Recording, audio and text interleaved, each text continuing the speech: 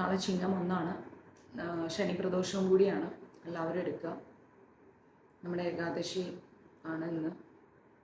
അപ്പോൾ ഏകാദശി പാരണ വീടി കഴിയുമ്പോൾ നാളെ രാവിലെ പ്രദോഷം തുടങ്ങുകയായി. ഭഗവാൻ എവിടെയാണെന്ന് ചോദിച്ചു കഴിഞ്ഞാൽ ഭഗവാൻ ഭക്തരുടെ ഹൃദയത്തിലാണ്, അല്ലേ? ഭഗവാൻ ഏറ്റവും ഇഷ്ടം എന്താണ്? കുറേ സ്വർണങ്ങളും പണമൊന്നും കൊടുക്കുന്നതല്ല. ഭഗവാൻ ഏറ്റവും ഇഷ്ടം എന്ന് പറഞ്ഞു കഴിഞ്ഞാൽ അദ്ദേഹത്തിൻ്റെ ഭക്തരെ ആരാണോ ബഹുമാനിക്കുന്നത്, അദ്ദേഹത്തിൻ്റെ ഭക്തരെ ആരാണോ സ്നേഹിക്കുന്നത്, അവരെ അംഗീകരിക്കുന്ന വ്യക്തികളോടാണ് ഭഗവാൻ ഏറ്റവും കൂടുതൽ ഇഷ്ടമെന്ന് പറയുന്നത്. നമ്മൾ രാവിലെ വിളക്ക് വെക്കുന്നു, പ്രാർത്ഥിക്കുന്നു, ഭഗവാന് നിവേദ്യം വെക്കുന്നു, സത്സംഗങ്ങൾ കേൾക്കുന്നു. ഇത് മാത്രമല്ല ഭക്തി എന്ന് പറയുന്നത്. ഭക്തി എന്ന് പറഞ്ഞു കഴിഞ്ഞാൽ നമ്മുടെ ഹൃദയത്തിൽ നിന്ന് ഉണ്ടാവേണ്ടതാണ്. അത് വേറൊരു തലമാണ്. ഭക്തിക്ക് തന്നെ ഒരുപാട് തലങ്ങളുണ്ട്. അപ്പം അതൊക്കെ ഒന്ന് നമ്മൾ മനസ്സിലാക്കണം. അതൊക്കെ വെറുതെ എന്താ പറയുക, ചുമ്മാ ഇങ്ങനെ ക്ലാസ്സുകളിൽ പറഞ്ഞു പോയിട്ട് കാര്യമില്ല. ശരിക്കും നമ്മൾ ആത്മീയമായി ഉൾക്കൊള്ളാൻ പഠിക്കണം. അതിനു വേണ്ടിയുള്ള ക്ലാസ്സുകളെല്ലാം വരും. നാട്ടിലായതുകൊണ്ടാണ് കുറേ കാര്യങ്ങളിലൂടെ യാത്ര ചെയ്തപ്പം ക്ലാസ്സുകളെല്ലാം സ്കിപ്പായി പോയത്. റൊട്ടീൻ ക്ലാസ്സെല്ലാം വൈകാതെ നിങ്ങൾക്ക് കിട്ടും. ക്ഷമിക്കുക.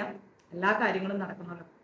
എല്ലാവർക്കും അറിയാം, കഴിഞ്ഞ ആ ഒരു വർഷം മഞ്ജരീസുമായുള്ളൊരു ധൃതി പിടിച്ച യാത്രയിൽ എൻ്റെ പേഴ്സണൽ കാര്യങ്ങൾ, കുറേ കാര്യങ്ങൾ ഞാൻ പെൻഡിങ് ഇട്ടു. അപ്പോൾ അതൊക്കെ ഇപ്പോൾ തീർത്തുകൊണ്ടിരിക്കുകയാണ്. അതാണ് ഞാൻ ഇത്ര ബിസി ആയിപ്പോയത്, ക്ലാസ്സുകൾ മിസ്സായിപ്പോയത്. ക്ഷമിക്കാം. 2-3 ദിവസം കൂടി, അത് കഴിഞ്ഞാൽ ഫ്രീ ആയി. പിന്നെ മെയിൻലി പറയാനുള്ളൊരു കാര്യം എന്ന് പറഞ്ഞു കഴിഞ്ഞാൽ, ഇന്നലെ അല്ല, ഏകാദശി വ്രതം മുറിക്കണ്ടെന്ന് പറഞ്ഞില്ലേ മാതാജി? മുറിക്കണം. പ്രദോഷം എടുത്തു കഴിഞ്ഞാൽ അത് കംപ്ലീറ്റ് ചെയ്യുന്നതിലാണ് പ്രദോഷത്തിന്റെ പവിത്രതയുള്ളത്. മനസ്സിലായില്ലേ? പ്രദോഷം ഏകാദശി എടുത്തു കഴിയുമ്പോൾ ഏകാദശിയുടെ കംപ്ലീഷൻ, അത് പാരണ, ആ സമയം കീപ്പ് ചെയ്യുന്നതിലാണ് നമുക്ക് എന്താ പറയുന്നത്, ആ ഒരു ഇതുള്ളത്, പാരണയുടെ ആ ഒരു അനുഗ്രഹം ഉള്ളത്.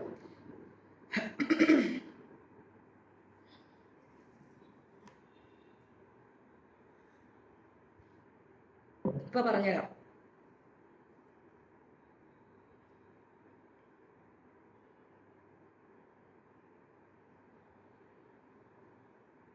നാളത്തെ നമ്മുടെ ഏകാദശിയുടെ പാരണ വരുന്നത് 5:57 മുതൽ 8:08 വരെയാണ്. നിങ്ങൾക്ക് ഗ്രൂപ്പിൽ വരും. 8:08 വരെയാണ്. ഓർത്ത് വെച്ചോളൂ, 5:57 മുതൽ 8:08.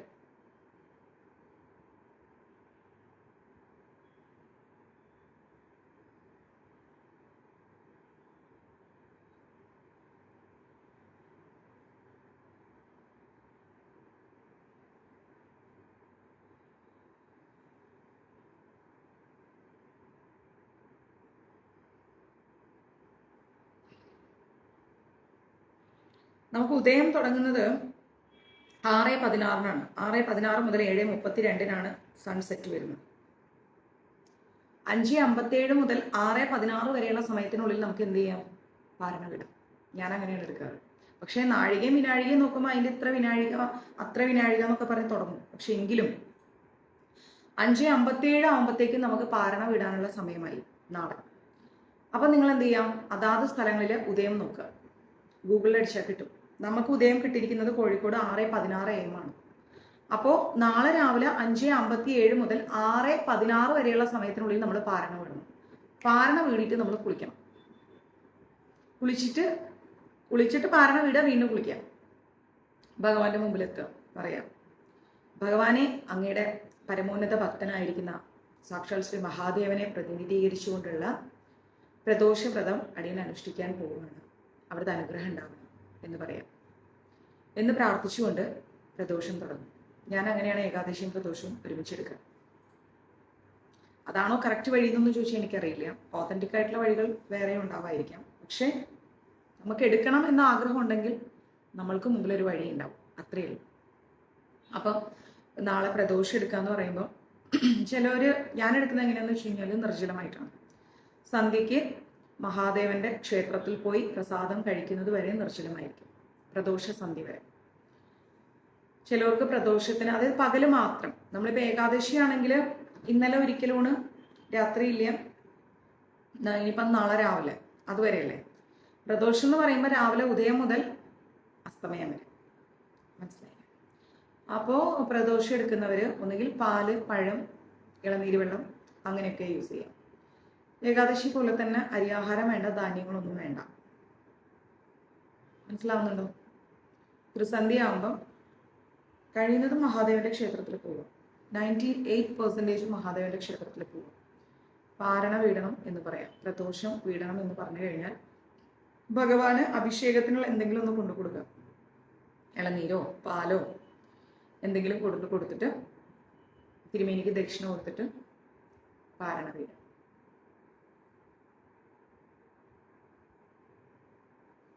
ഓക്കെ, മനസ്സിലായോ? മനസ്സിലായി, അതാണ്. ഹരേ കൃഷ്ണ. പിന്നെ ഞാൻ ചോദിക്കാൻ വന്നൊരു കാര്യം, അറിയാവുന്ന രീതിയിൽ തന്നെ ടൈപ്പ് ചെയ്തിട്ട് തരും. കൃഷ്ണം വന്ദേ ജഗദ്ഗുരു എന്ന് പറയാറില്ലേ? എന്തുകൊണ്ടാണ്? നമ്മൾ ഇന്ന് പുതിയൊരു അധ്യായത്തിലേക്കാണ് പോകുന്നത്. പുതിയ അധ്യായം എന്ന് പറയുമ്പോൾ ഗീതയാണ് എടുക്കുന്നത്. അധ്യായം 6 ധ്യാന യോഗത്തിലേക്കാണ് നമ്മൾ പോകുന്നത്. അതിനു മുൻപേ ഒരു ചോദ്യം. കൃഷ്ണം വന്ദേ ജഗദ്ഗുരു എന്തുകൊണ്ട് അങ്ങനെ പറയുന്നു? എത്ര വലിയ എക്സ്പ്ലനേഷൻ ആണെങ്കിലും ടൈപ്പ് ചെയ്തത്.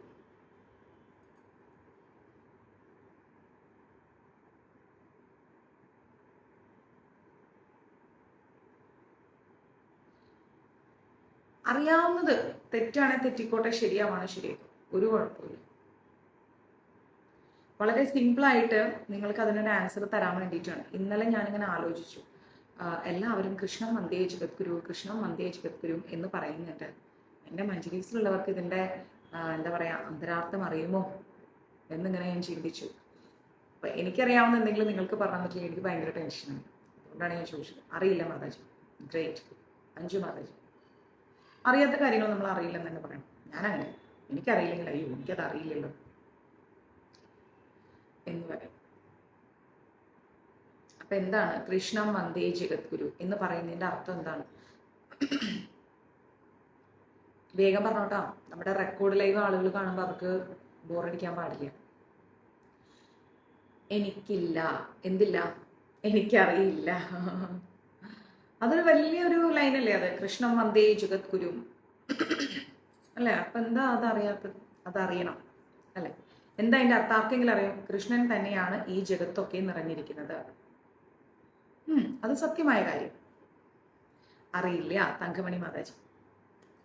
നമ്മൾ പല പല സ്ഥലങ്ങളിൽ നിന്ന് സത്സംഗങ്ങൾ കേൾക്കാറുണ്ടല്ലേ? അപ്പൊ എനിക്കൊരു നിർബന്ധമുള്ള കാര്യം എന്താണെന്നറിയുമോ?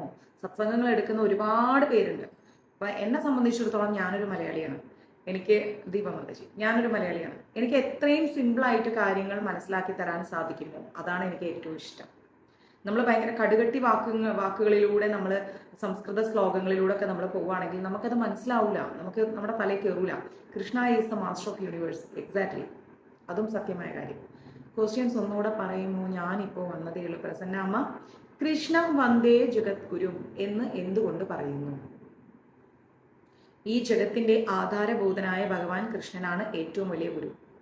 യെസ്, ശരിയാണ്. എങ്ങനെ അദ്ദേഹം ഗുരുവായി? ആരാ പറഞ്ഞ? ശിവ ശ്രീനായർ. എങ്ങനെ അദ്ദേഹം ഗുരുവായി? കൃഷ്ണനെ ഗുരുസ്ഥാനത്ത് കാണുന്നത് കൊണ്ടാണോ? ഗുരുസ്ഥാനീയനാണ്, ഗുരുവാണ്. അറിയില്ല മാതാജി. ജലജ മാതാജി, നമ്മൾ തമ്മിലൊരു വ്യത്യാസമില്ല. ഫസ്റ്റ് ഓഫ് ഓൾ നമ്മൾ ഒരേപോലെയാണ്. ഒരേ മനസ്സ്, ഒരേ ചിന്താഗതി, ഒരേപോലെയാണ് നമ്മൾ രണ്ടുപേരും. മീൻസ് നിങ്ങളും ഞാനും. ഒരു വ്യത്യാസങ്ങളും ഇല്ല. നിങ്ങൾക്കറിയാവുന്ന കുറേ കാര്യങ്ങൾ എനിക്കറിയില്ല, എനിക്കറിയാവുന്ന കുറേ കാര്യങ്ങൾ നിങ്ങൾക്കറിയില്ല. പരസ്പരം നമ്മൾ ഷെയർ ചെയ്യുന്നു, അത്രയേ ഉള്ളൂ. അതാണ് നമ്മുടെ ക്ലാസ്. അല്ലാതെ ഒരാൾ ഇരുന്നിട്ട് എല്ലാം അറിഞ്ഞ ആൾ മറ്റുള്ളവർ കേട്ടുകൊണ്ടിരിക്കുന്ന ആൾ അങ്ങനെയൊന്നും മഞ്ജരീസിലില്ല. നമ്മൾ കുറേ കാര്യങ്ങൾ ഇങ്ങനെ അറിയുന്നത് അങ്ങോട്ടും ഇങ്ങോട്ടും ഷെയർ ചെയ്യുന്നു, നമ്മുടെ ഗുരുപരമ്പരയുടെ കാരുണ്യമുണ്ട്. അത്രയേ ഉള്ളൂ. ഓക്കെ. അപ്പോൾ കൃഷ്ണം വന്ദേ ജഗദ്ഗുരു എന്ന് പറയാനുള്ളതിൻ്റെ ഏറ്റവും സിമ്പിളായിട്ടുള്ളൊരു കാര്യം എന്ന് പറയണമെങ്കിൽ വിളിക്കും, ക്ലാസ് കഴിഞ്ഞ് വിളിക്കും. ഇന്നും നാളെയും ഞാനിവിടെ കോഴിക്കോടുണ്ട്. മറ്റന്നാൾ ഞാൻ തിരിച്ചു പോകും. അപ്പം വരുന്നവർ വരും, നമുക്ക് കാണാം, സംസാരിക്കാം. എല്ലാത്തിൻ്റെയും ആധാരം കൃഷ്ണൻ, പരമോന്നത ദിവ്യ പുരുഷൻ, സിമോ. അത്രയേ അറിയുള്ളൂ. ഓക്കെ. അറിയില്ല മാതാജി. രതീഷ്. അപ്പോൾ കൃഷ്ണൻ വന്ദേ ജഗദ്ഗുരു എന്ന് പറഞ്ഞാൽ ഇതും കൂടെ ഒന്ന് പറഞ്ഞോട്ടെ. എൻ്റെ ഒരു ഭയങ്കര നിർബന്ധം എന്താണെന്നറിയോ, എൻ്റെ മഞ്ജരീസിലുള്ള എൻ്റെ കുടുംബങ്ങൾ ഒരാളുടെ നമ്മുടെ ലൈവിന്റെ ലിങ്ക് ഇട്ട് കൊടുക്കും, ഇപ്പൊ തന്നെ ഇട്ട് കൊടുക്കും, ദിവ്യയുടെ കൊടുക്കും നമ്പർ. എൻ്റെ ഗീതോപദേശം കൊണ്ട് ജഗത്തിന് ഗുരുവായി. എക്സാക്ട്ലി. അപ്പോ ഗീതോപദേശം അർജുനൻ ഉപദേശിച്ചത് കൊണ്ടാണ്. അങ്ങനെയും പറയാം.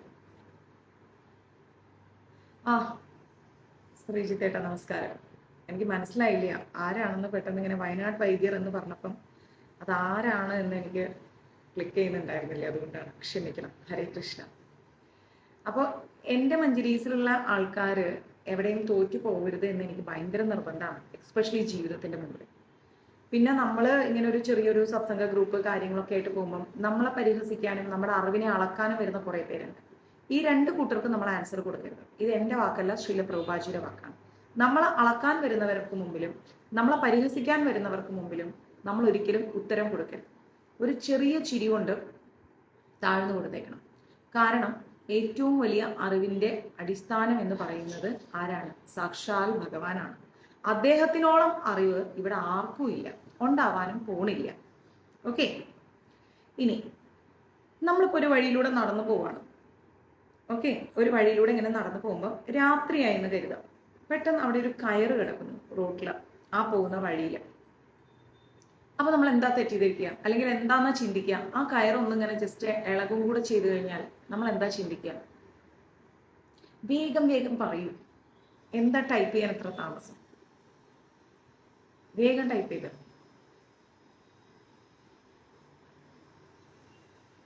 ഫാസ്റ്റ്. എന്താന്നാ ചിന്തിക്കുക?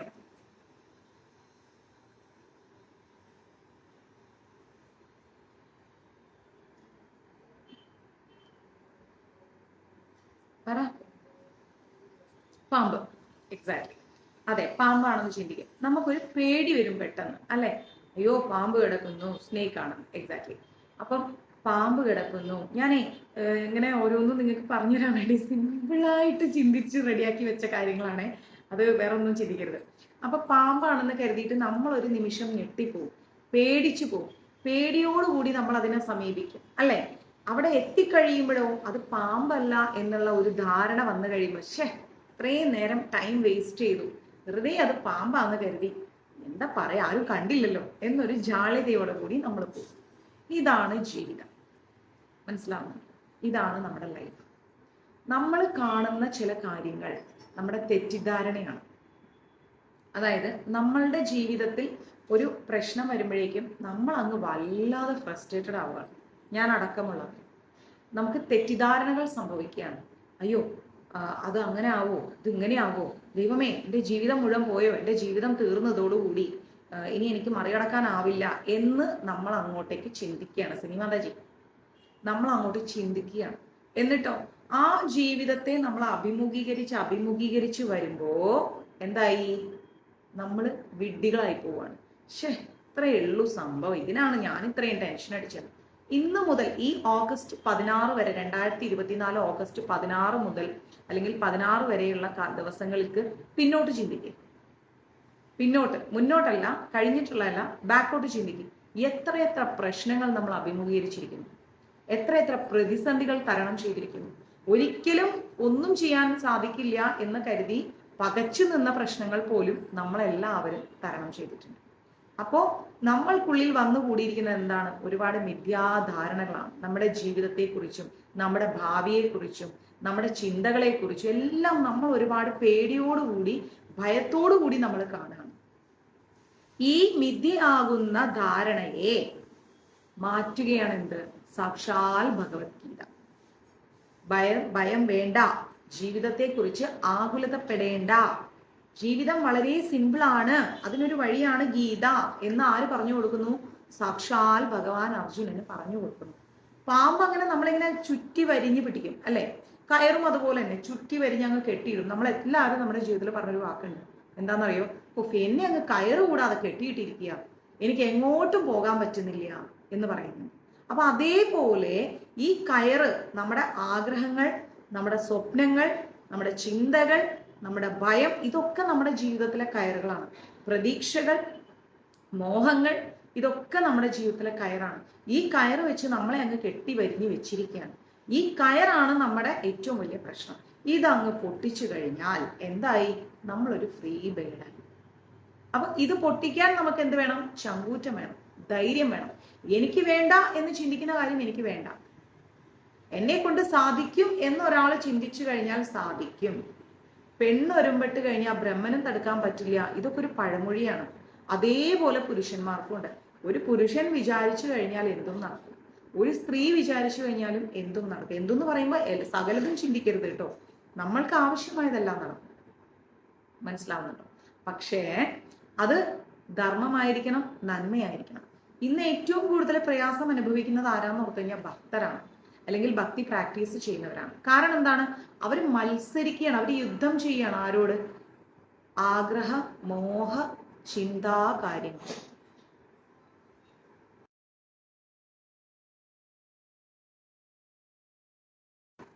അപ്പോ ആഗ്രഹങ്ങളോടും ആസക്തികളോടും മോഹങ്ങളോടും ഒക്കെ നമ്മൾ മത്സരിക്കുകയാണ്, അല്ലെങ്കിൽ യുദ്ധം ചെയ്യാണ്. ആ യുദ്ധം കൊണ്ടാണ് നമ്മൾ പ്രയാസങ്ങൾ അനുഭവിക്കേണ്ടി വരുന്നത്. ഓക്കെ, ഒരു യുദ്ധത്തിന് ഇറങ്ങിക്കഴിഞ്ഞാൽ എന്തായാലും യുദ്ധം ചെയ്യുന്നവൻ രണ്ടു പേരുടെ ശരീരത്തിലും എന്താവും? വെട്ടും മുറിവും കുത്തും ഒക്കെ വരും. അപ്പൊ അതേപോലെ നമ്മളും ഭഗവാനെ മുറുകെ പിടിച്ചുകൊണ്ട് ജീവിതമാവുന്ന സംസാര സാഗരത്തിനോട് യുദ്ധം ചെയ്യണം. അപ്പൊ നമുക്ക് ഒരുപാട് ദുരനുഭവങ്ങൾ ഉണ്ടാവും, ഒരുപാട് വിഷമതകൾ ഉണ്ടാവും, സങ്കടങ്ങൾ ഉണ്ടാവും, പ്രയാസങ്ങൾ ഉണ്ടാവും. ഇതിലൊന്നും പതറാതെ കയറാകുന്ന സംസാര ദുഃഖങ്ങളെ മറികടക്കണം എന്നാണ് ആര് പറഞ്ഞു കൊടുക്കുന്നത്? സാക്ഷാൽ ഭഗവാൻ അർജുനനോട് പറഞ്ഞു കൊടുക്കുന്നത്. മനസ്സിലാവുന്നത്? ഭഗവാൻ പറഞ്ഞു കൊടുക്കണം അർജുനനോട്. അപ്പൊ ഭഗവാൻ അവിടെ ആരായി മാറുകയാണ്? ആരായി മാറുന്നു ഭഗവാൻ അവിടെ? ഉപദേശിക്കുന്ന വ്യക്തിയാണ്, അല്ലെ? ഉപദേശിക്കുന്ന വ്യക്തിയെ പറയുന്ന പേരെന്താണ്? ഉപദേഷ്ടാവ്. ശരിയോ തെറ്റോ? മനസ്സിലാവുന്നുണ്ടോ? കൺഫ്യൂഷൻ ആവുന്നുണ്ടോ? കുഴപ്പമില്ല സജി, പിന്നെ കാണാം. ഉപദേഷ്ടാവായി മാറണം. ഏറ്റവും വലിയ ഉപദേഷ്ടാവ് അപ്പൊ ആരാണ്? സാക്ഷാൽ ഭഗവാൻ. ആ ഉപദേഷ്ടാവ് എന്ന് പറയുന്ന ആരാണ്? ഗുരുവാണ്. അപ്പൊ ഉപദേഷ്ടാവാകുന്ന ഗുരു ആരായി? കൃഷ്ണം വന്ദേ ജഗദ്ഗുരു. ഏറ്റവും വലിയ ഉപദേശം ഗീതയാണ്, ഏറ്റവും വലിയ ഉപദേഷ്ടാവ് ഭഗവാനാണ്. അപ്പൊ ഏറ്റവും വലിയ തത്വം ഉപദേശിച്ച, ഗീത ഉപദേശിച്ച ഉപദേഷ്ടാവാകുന്ന കൃഷ്ണൻ ലോകത്തിന് തന്നെ ഗുരുവായി മാറുകയാണ്. അപ്പൊ എന്തായി? കൃഷ്ണം വന്ദേ ജഗദ്ഗുരു. സിമ്പിൾ. എന്റെ പൊട്ട ബുദ്ധിയിൽ തോന്നുന്ന ചില കാര്യങ്ങൾ എക്സ്പ്ലെയിൻ ചെയ്തത് നിങ്ങൾക്ക് മനസ്സിലാവുമെന്ന് എനിക്ക് അറിഞ്ഞുകൂടാ. മനസ്സിലാവും. അപ്പൊ ഇനി ആ വേർഡ് പറയുമ്പോൾ ഇതിന്റെ അർത്ഥം നമ്മൾ മനസ്സിലാക്കി വെക്കണം. ഇനി ആരെങ്കിലും നമ്മളോട് മത്സരിക്കാൻ വന്ന ഒറ്റ വാക്ക് ചോദിക്കണം, എന്താണ് കൃഷ്ണം വന്ദേ ജഗദ്ഗുരു എന്ന് പറയാൻ കാരണം? ഞങ്ങളുടെ മാതാജി എനിക്ക് ഇങ്ങനെ പറഞ്ഞു തന്നിട്ടുണ്ട്. നമ്മൾ 1ാം ക്ലാസ്സിൽ പഠിക്കുന്ന കുട്ടികളെ സ്നേഹത്തോടെ ലാളനയോടെ 1 പറഞ്ഞ് 2 പറഞ്ഞ് വീണ്ടും പറഞ്ഞ് പോട്ടെ പോട്ടെ പോട്ടെ എന്ന് പറഞ്ഞ് പഠിപ്പിക്കുന്നത് പോലെ നമ്മൾ പരസ്പരം പഠിച്ചുകൊണ്ടിരിക്കുകയാണ്. അപ്പൊ ഇതാണ് കൃഷ്ണം വന്ദേ ജഗദ്ഗുരുവിന്റെ അർത്ഥം. ഇനി ഭൗതികതയിൽ നമുക്കൊരു ഗുരു ആവശ്യമാണ്, അല്ലെ? ആരാണ് നമ്മുടെ ഗുരു? ഞാൻ ഗീത എടുക്കാൻ വന്നിട്ട് വേറെ ഏതോ ടോപ്പിക്കിലേക്ക് പോകും. ആരാണ് നമ്മുടെ ഗുരു? നമുക്ക് എങ്ങനെ ഒരു ഗുരുവിനെ കണ്ടെത്താം? ഒരുപാട് ഗുരുക്കന്മാരുണ്ട്.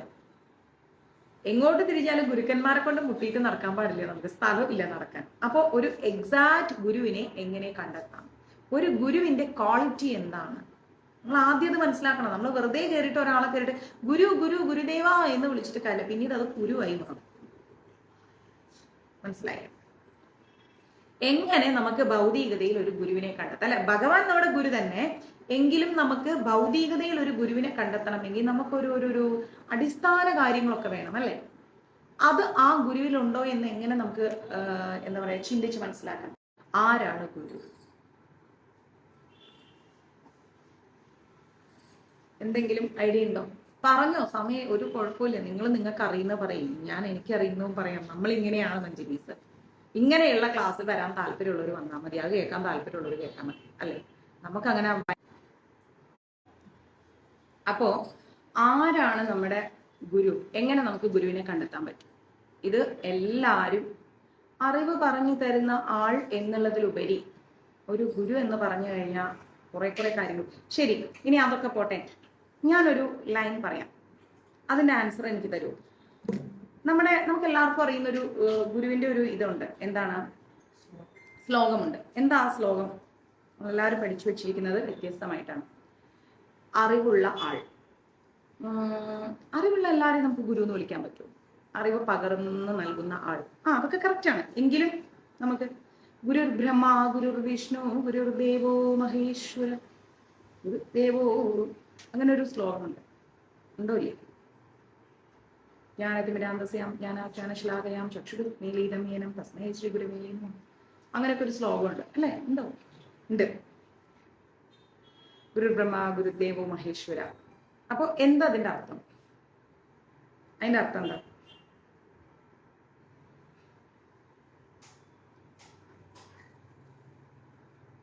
അതിന്റെ അർത്ഥം എന്താ?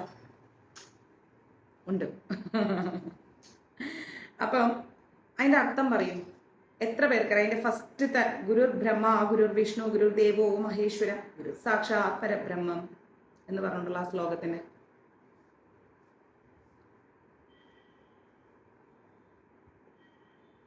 ആദ്യത്തെ ലൈൻ്റെ അർത്ഥം എനിക്കൊന്ന് ടൈപ്പ് ചെയ്തിട്ട് തന്നാൽ മതി. ഗുരുർ ബ്രഹ്മ ഗുരുർ വിഷ്ണു ഗുരുർ ദേവോ മഹേശ്വര. അതിന്റെ അർത്ഥം പറയും. വേഗം പറ. എനിക്കായിരിക്കും കമന്റ്സിലൂടെ ചെയ്തേക്കുക. വേറെ റെക്കോർഡിങ്ങിന്റെ ആൾക്കാർ, ലൈവ് റെക്കോർഡ് ആൾക്കാർ കാണുക. ത്രിമൂർത്തി. ഗുരുദേവോ ഗുരു ബ്രഹ്മ ഗുരു വിഷ്ണു ഗുരുദേവോ മഹേശ്വര. ത്രിമൂർത്തി. സർവവും ഗുരു തന്നെ. പരബ്രഹ്മം രമണൻ പ്രഭു പറയുന്നു. ബ്രഹ്മാവും വിഷ്ണു ശിവനും ഗുരുവാണ്. ഗുരുവാണ് നമ്മുടെ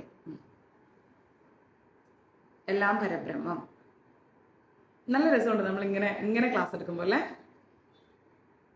അല്ലാതെ എല്ലാവരും ഹരേ കൃഷ്ണ എടുക്കുന്നു, ഞാൻ ഇങ്ങനെ ക്ലാസ് എടുത്തു പോകും, അതിലൊരു സുഖമില്ല. നമുക്ക് സൂം റെഡി ആക്കി കഴിഞ്ഞാൽ നമുക്ക് ഇതുപോലെ സൂം ക്ലാസ് ഒക്കെ എടുക്കാം. അപ്പം നിങ്ങൾക്ക് നിങ്ങളുടെ അറിവുകൾ പറയാം, എനിക്കും പറയാൻ പറ്റും. എല്ലാം പരബ്രഹ്മം. എല്ലാത്തിൻ്റെയും അടിസ്ഥാനം ഗുരുവാണ്.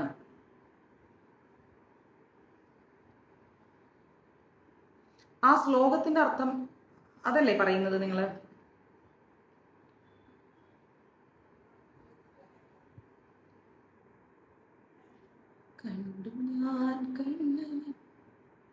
കുറച്ച് ആൻസേഴ്സും കൂടെ തരും, എന്നിട്ട് നമുക്ക് വേഗം സ്റ്റാർട്ട് ചെയ്യാം.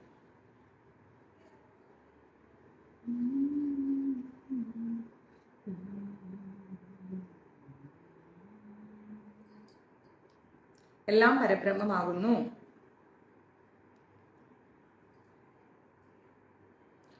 നമ്മൾ കുറേ സത്സംഗങ്ങൾ കേൾക്കുന്നുണ്ട് അല്ലേ? അതാണ്, ഒരുപാട് സത്സംഗങ്ങൾ നമ്മൾ കേൾക്കുന്നുണ്ട്. എല്ലാം ബ്രഹ്മം തന്നെയാണ്. A person who is able to guide their students in the spiritual journey is Guru. ഗുരു ബ്രഹ്മാവാണ്, ഗുരു വിഷ്ണുവാണ്, ഗുരു മഹേശ്വരനാണ്. എല്ലാം ഒന്നിൽ നിന്ന് 18 അവതാരം ആകുന്നു എന്നേ ഉള്ളൂ. ഓക്കെ.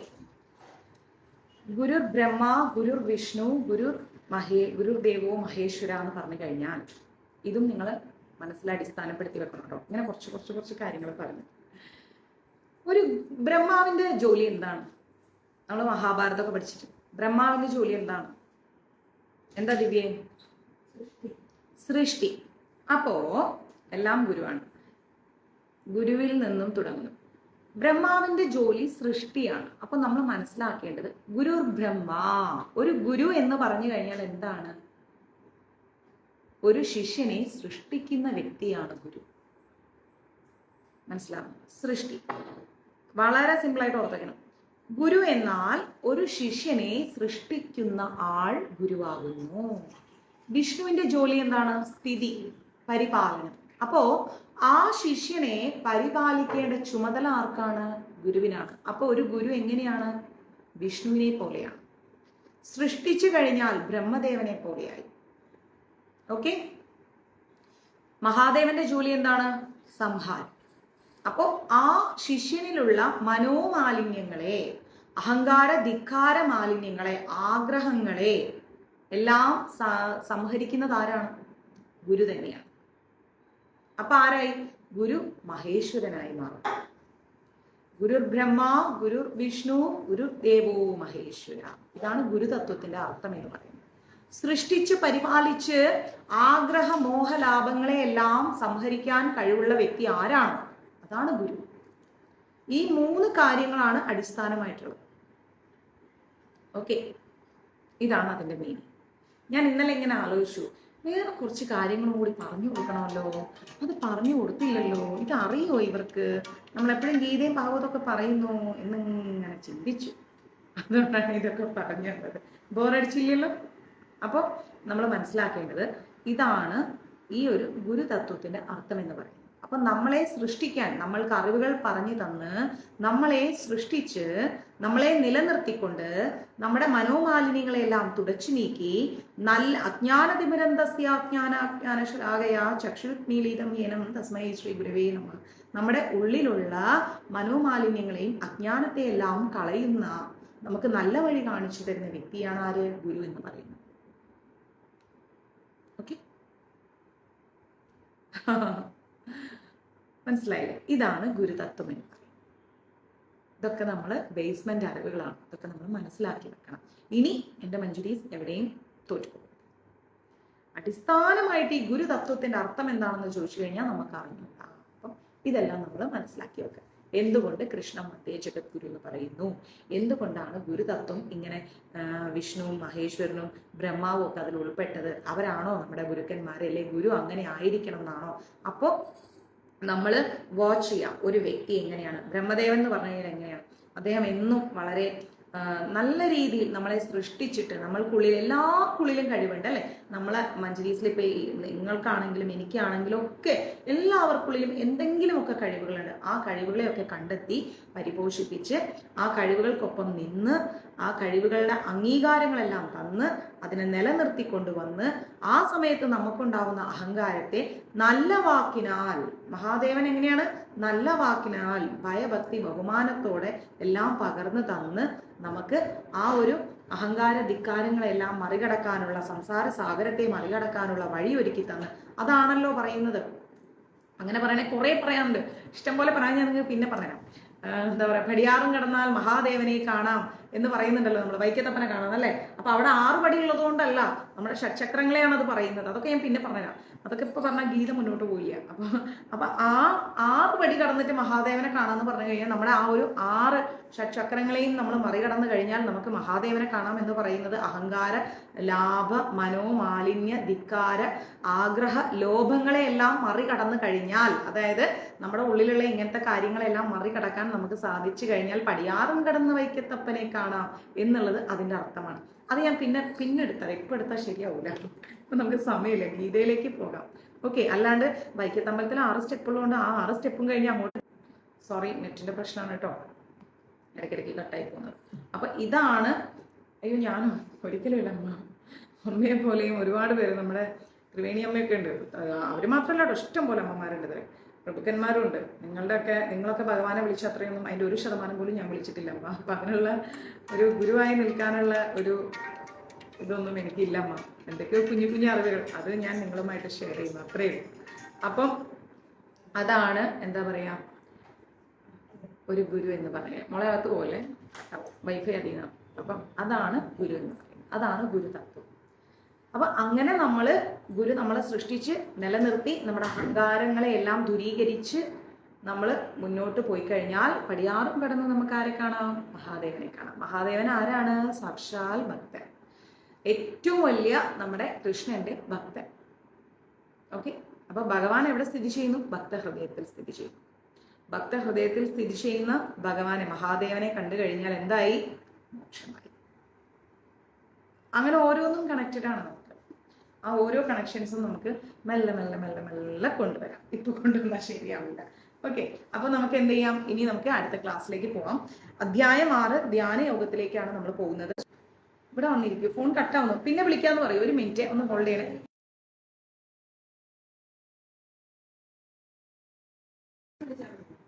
ഞാൻ ആ ഫോണിൽ നിന്ന് വൈഫൈ എടുക്കുന്നത്, അതാ കട്ടായിക്കൊണ്ടിരിക്കുന്നത്. അപ്പോൾ നമുക്ക് ശ്രീ ഭഗവത്ഗീതയില് അത് പിന്നെ എടുക്കാം. അധ്യായം 6 ധ്യാനയോഗത്തിലേക്കാണ് നമ്മൾ പോകുന്നത്. എന്താണ് ധ്യാനയോഗം എന്നുള്ളതൊന്ന് നമുക്ക് പഠിക്കണം. ഇളകുന്നേ ഒരു ചെറിയ ശരിക്കും നടക്കും. ശ്രീ ഭഗവാൻ വാച, ഭഗവാൻ പറയാണ്, എന്താ പറയുന്നത്? അനാശ്രിത കർമ്മഫലം കാര്യം കർമ്മകരോധിയ സന്യാസീച യോഗീചന ചാക്രിയ. എന്താ അത്? ഇതോ ഒരു വലിയൊരു സംസ്കൃതം അല്ലേ? എനിക്ക് മനസ്സിലായില്ല, നിങ്ങൾക്കും മനസ്സിലായില്ല. നമുക്ക് നോക്കാം എന്താണ്.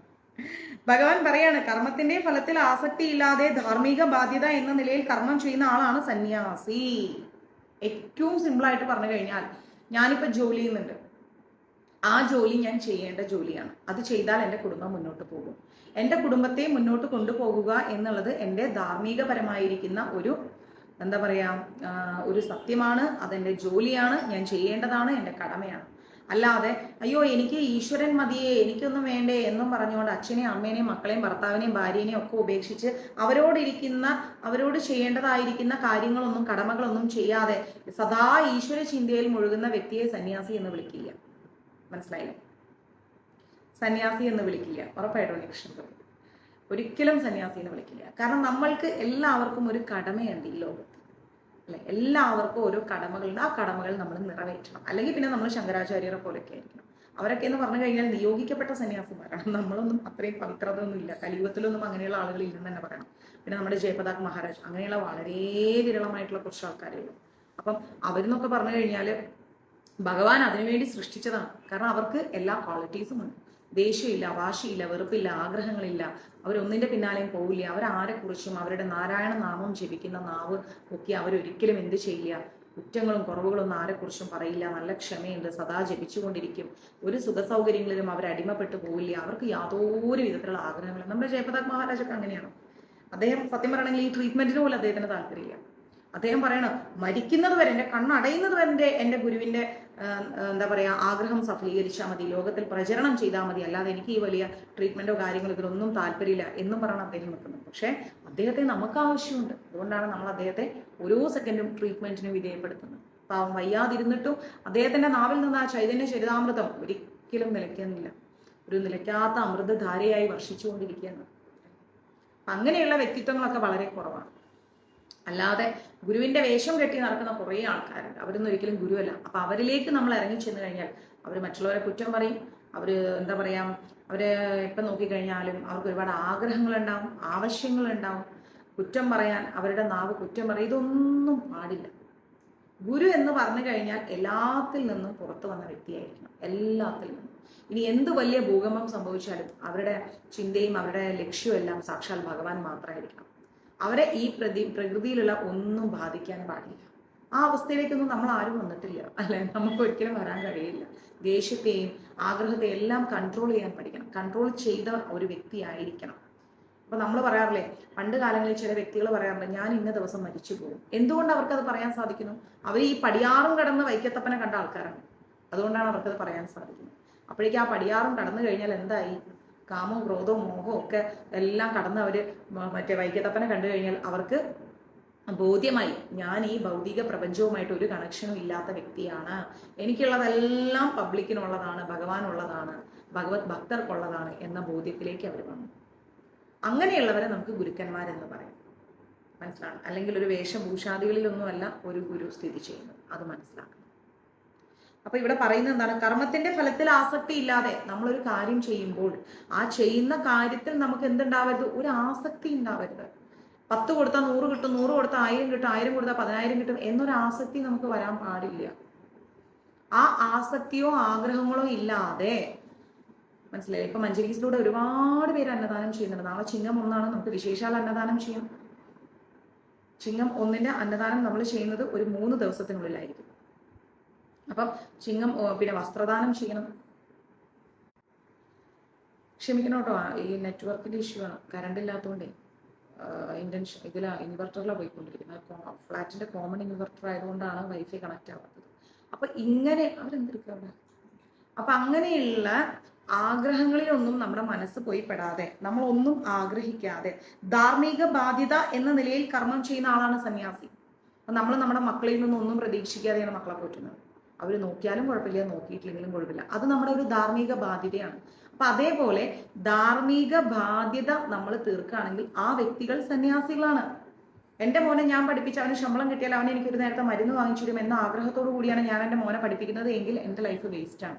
ഞാൻ സന്യാസിയല്ല. നമുക്കൊന്നും പ്രതീക്ഷിക്കേണ്ട, ഒരാളിൽ നിന്നും ഒന്നും പ്രതീക്ഷിക്കേണ്ട. അപ്പൊ ആരായി മാറും? നമ്മൾ സന്യാസിയായി മാറും. അതിനുവേണ്ടി കാഷായ വസ്ത്രം എടുത്ത് നമ്മൾ അണിയണ്ട, ഒന്നും വേണ്ട. നമ്മുടെ മനസ്സ് സന്യസിച്ചാൽ മതി.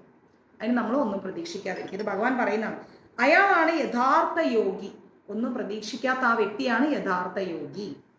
അല്ലാതെ അഗ്നിഹോത്രം ഉപേക്ഷിച്ചവനോ കടമ നിർവഹിക്കാത്തവനോ അല്ല. അല്ലാതെ കുടുംബമോ ഒന്നും ഉപേക്ഷിച്ചിട്ട് ജീവിക്കുന്ന ഒരു വ്യക്തി അല്ല ഒരു സന്യാസി അല്ലെങ്കിൽ ഒരു യോഗി എന്ന് പറയുന്നത്. കടമകളെല്ലാം നിർവഹിച്ചുകൊണ്ട്. ഒരു മിനിറ്റ് കേട്ടോ, ഞാൻ എക്സ്ട്രാ ഡാറ്റ ചെയ്യട്ടെ, ഒന്ന് ഹോൾഡ് ചെയ്യണേ. അപ്പോ അങ്ങനെ ജീവിക്കുന്ന വ്യക്തികളാണ് ആര്? യഥാർത്ഥ സന്യാസി എന്ന് പറയുന്നത്. അപ്പോൾ ആ സന്യാസിയായി മാറാനാണ് നമ്മൾ ശ്രമിക്കേണ്ടത്. അല്ലാതെ ഒരു എക്സ്ട്രാ ഡാറ്റ ചെയ്തു. ഒരു മിനിറ്റ്, അതിപ്പോൾ ശരിയാവും. നെറ്റ്വർക്ക് പോയി, അതുകൊണ്ടാണ്. വൈഫൈ കട്ടായിരിക്കണം, കറണ്ട് പോയി. അപ്പോൾ അങ്ങനെയുള്ള ഒരു വ്യക്തിയാണ് ആരെന്ന് പറയുന്നത്? യഥാർത്ഥത്തിൽ ഒരു സന്യാസി എന്ന് പറയുന്നത്. അങ്ങനെയുള്ളവരാണ് ഒരു യോഗി എന്ന് പറയുന്നത്. അല്ലാണ്ട് നമ്മൾ എല്ലാം ഉപേക്ഷിച്ച് ഒരു കാഷായ വസ്ത്രവും ധരിച്ച് കുറെ രുദ്രാക്ഷമാല ഇട്ട് നടക്കുന്ന ഒരു വ്യക്തി അല്ല യോഗി എന്ന് പറയാം. അങ്ങനെയുള്ള വ്യക്തികളുണ്ടെങ്കിൽ അവർക്ക് അതുപോലെയുള്ള ക്വാളിറ്റീസും ഉണ്ടായിരിക്കണം. അത് നമ്മൾ മനസ്സിലാക്കണം. ദേഷ്യവും വാശിയും വെറുപ്പും അല്ലെങ്കിൽ പരദൂഷണം അങ്ങനെയുള്ള കാര്യങ്ങളൊന്നും പറയാൻ പാടില്ല. അങ്ങനെ ഒരുപാട് കാര്യങ്ങൾ ഒരു ഗുരുവിലൂടെ നമ്മൾ പഠിക്കാനുണ്ട്. ഇന്ദ്രിയങ്ങളെയും മനസ്സിനെയൊക്കെ നിയന്ത്രിക്കാനുള്ള ഒരു മാർഗമാണ് അഷ്ടാംഗ യോഗ പദ്ധതി എന്ന് പറയുന്നത്. മനസ്സിലായില്ലേ? ഇല്ലല്ല, അത് ശരിയാവും, നെറ്റ് ഇതായതാണ്. അപ്പോൾ അഷ്ടാംഗ യോഗ പദ്ധതി എന്ന് പറഞ്ഞു കഴിഞ്ഞാൽ ഇന്ദ്രിയങ്ങളെയും മനസ്സിനെയും ഒക്കെ നിയന്ത്രിക്കുന്ന ഒരു കാര്യമാണ്. ഈ അഷ്ടാംഗ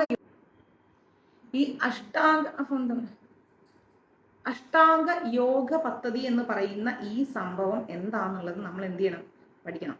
പഠിച്ചേ പറ്റൂ. അത് നമുക്ക് ഈ ഒരു ഇതിൽ പഠിക്കുന്നുണ്ട്. ഈ ഒരു നമ്മുടെ ധ്യാന യോഗത്തിൽ നമ്മൾ ഏറ്റവും കൂടുതൽ പഠിക്കുന്നത് അഷ്ടാംഗ യോഗ പദ്ധതി എന്ന് പറയുന്നതാണ്. എന്നാൽ സാധാരണമായിരിക്കുന്ന ജനങ്ങൾക്ക്, വളരെ സാധാരണമായി ജീവിക്കുന്ന ജനങ്ങൾക്ക്, പ്രത്യേകിച്ച് കലിയുഗത്തിൽ ജീവിക്കുന്നവർക്ക് ഏറ്റവും ബുദ്ധിമുട്ടുള്ള കാര്യമാണ് അഷ്ടാംഗ യോഗ പദ്ധതി.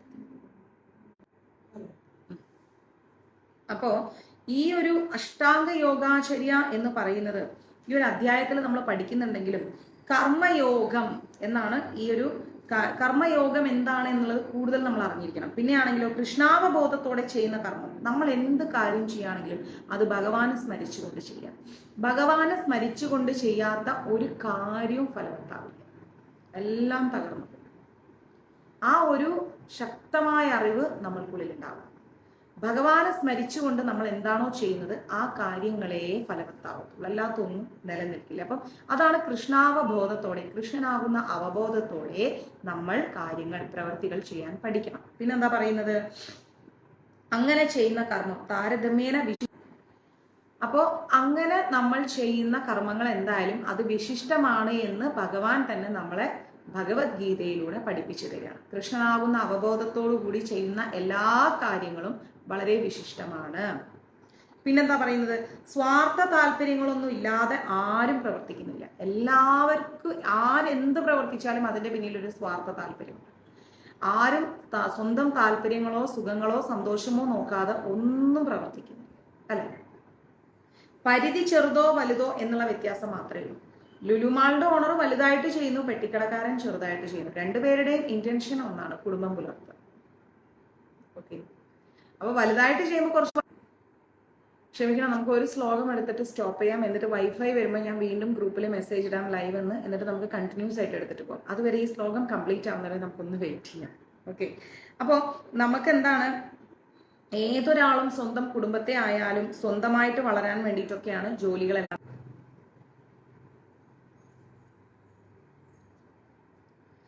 സ്വാർത്ഥ താല്പര്യങ്ങളൊന്നുമില്ലാണ്ട് ആരും ജീവിക്കുന്നില്ല. എല്ലാവർക്കും എന്തെങ്കിലുമൊക്കെ കുഞ്ഞു കുഞ്ഞു സ്വാർത്ഥ താല്പര്യങ്ങൾ. ഇപ്പം നമ്മൾ ഒരുപാട് ജോലി ചെയ്യുന്നുണ്ട്. അപ്പം നമ്മൾ വിചാരിക്കണം, ഓ ഞാൻ കഴിച്ചില്ലെങ്കിലും കുഴപ്പമൊന്നുമില്ല, എനിക്ക് ഭക്ഷണം കിട്ടിയില്ലെങ്കിലും പ്രശ്നമൊന്നുമില്ല എന്നൊരു ചിന്താഗതി ആർക്കും ഉള്ളിൽ ഉണ്ടാവാതെ ഉണ്ടാവില്ല അല്ലേ. അറ്റ്ലീസ്റ്റ് ഒരു നേരത്തെ ഭക്ഷണം കഴിക്കാൻ വേണ്ടി എന്നുള്ള ഒരു ആഗ്രഹത്തിന് വേണ്ടിയെങ്കിലും നമ്മൾ പ്രവർത്തിക്കുന്നുണ്ട്. അപ്പം നമ്മൾ അതൊക്കെ ഒന്ന് മനസ്സിലാക്കണം. പിന്നെന്താ, ഫലസിദ്ധി കൂടാതെ, അങ്ങനെ ഒരു ഫലം ആഗ്രഹിക്കാതെ കൃഷ്ണാവബോധത്തോടെ ചെയ്യുന്ന കർമ്മമാണ് പൂർണ്ണതയുടെ മാനദണ്ഡം. മനസ്സിലാവും? കൃഷ്ണാവബോധത്തോടുകൂടി ഒരു ഫലപ്രാപ്തിയും നമ്മൾ ആലോചിക്കേണ്ട, ചിന്തിക്കേണ്ട. നമ്മൾ ഒരാൾക്കൊരു ഭക്ഷണം കൊടുക്കും, അവർ കഴിച്ചു, നാളെ നമ്മൾ പട്ടിണിയാവോ എന്നുള്ളതിനെ കുറിച്ച് നമ്മൾ ചിന്തിക്കേ വേണ്ട. അങ്ങനെ ചിന്തിക്കാതെ നമ്മൾ പ്രവർത്തിച്ചു കഴിഞ്ഞാൽ അതാണ് പൂർണ്ണതയുടെ മാനദണ്ഡം എന്ന് പറയുന്നത്. അല്ലാത്തതെല്ലാം അപൂർണതയാണ്. എനിക്ക് കിട്ടണം എന്നുള്ള ആ ഒരു ചിന്ത, അത് വളരെയധികം അപൂർണതയാണ് എന്നാണ് പറയുന്നത്. അത് നമ്മൾ എത്ര ചെയ്തിട്ടും കാര്യമില്ല. അമ്പലത്തിൽ പോയിട്ട് ഒരു പൂജ ചെയ്യുമ്പോൾ ഭഗവാനെ എൻ്റെ കാര്യങ്ങളെല്ലാം ശരിയാക്കി തരണേ എന്ന് ഭഗവാനോട് നമ്മൾ എന്താണ് ഒരു ആവശ്യം ഉന്നയിക്കുകയാണ്. അല്ലാതെ നമ്മൾ അതൊരു സമർപ്പണമല്ല. എന്നിട്ട് നമ്മൾ എന്താ പറയാ, അയ്യോ ഞാൻ ഭഗവാന് വേണ്ടി അത് ചെയ്തു, ഞാൻ ഇത് ചെയ്തു. ഇതൊക്കെ ചെയ്യുന്നത് എന്തിനാണ്? നമുക്ക് നന്മ വരാൻ. അവിടെ നമ്മൾക്കുള്ളിൽ ഒരു സ്വാർത്ഥ താല്പര്യമുണ്ട്, നമുക്ക് നന്മ വരണം. അല്ലാതെ എന്നാൽ കഴിയുന്ന ഒരു സഹായം ഞാൻ ആ ക്ഷേത്രത്തിന് എൻ്റെ പേരിൽ കൊടുത്തു, അങ്ങനെ ഒരു ചിന്ത. ഇപ്പം ഒരാളുണ്ട്, സുനിൽ കുമാർ എന്ന് പറഞ്ഞിട്ട്, അദ്ദേഹം ഇടയ്ക്കിടയ്ക്ക് അന്നദാനത്തിന് ഇപ്പം തരുന്നുണ്ട്. അദ്ദേഹം എന്നോട് പറയൽ എന്താ പറയുക, ഒരു പൂജാരിയും കൂടിയാണ്. എന്നോട് പറയൽ എന്താ പറയുക, മാതാജി എൻ്റെ പേരിൽ കൊടുക്കണ്ട, ഭഗവാന്റെ പേരിൽ കൊടുക്കും. അപ്പം ഞാൻ ഒരുപാട് നിർബന്ധിച്ചു, അപ്പോഴും സമ്മതിക്കില്ല. എന്ന് കരുതി നിങ്ങളും അങ്ങനെ ആവണ്ട കേട്ടോ, എനിക്ക് നിങ്ങളുടെ ഒക്കെ പേര് പറഞ്ഞിട്ട് ചെയ്യുന്നത് ഇഷ്ടം. അപ്പം അദ്ദേഹം എന്താണ്, ഒരു സ്വാർത്ഥ താല്പര്യമില്ലാതെ, ചില ആൾക്കാരുണ്ട് അന്നദാനം തന്നെ കണ്ടില്ലല്ലോ എന്ന് കുത്തി ചോദിക്കും. വരും നിങ്ങളുടെ സമയമാവുന്നില്ല, എൻ്റെ പേര് വായിച്ചില്ല. അപ്പൊ ഇതുപോലുള്ള സ്വാർത്ഥ താല്പര്യങ്ങളൊന്നുമില്ലാതെ, പക്ഷെ നിങ്ങൾ പറഞ്ഞില്ലെങ്കിലും ഞാൻ വായിക്കും, എനിക്കതാണ് ഇഷ്ടം, അത് വേറെ രണ്ടാമത്തെ വെർഷൻ. പക്ഷെ ചില വ്യക്തികൾ എന്താ ചെയ്യുക, ഞാൻ ഇത്രയും കാര്യങ്ങൾ ഭഗവാന് ചെയ്തു, എൻ്റെ കാര്യം നടന്നില്ല.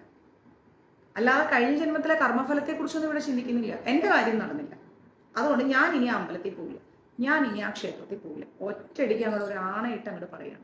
അപ്പൊ ഇതൊക്കെ വളരെ തെറ്റാണ്. സ്വാർത്ഥ താല്പര്യത്തോടു കൂടി നമ്മൾ ഒന്നും ചെയ്യരുത്. ഒരു വഴിപാട് പോലും നമ്മൾ സ്വാർത്ഥ താല്പര്യത്തോടു കൂടി ചെയ്യരുത്.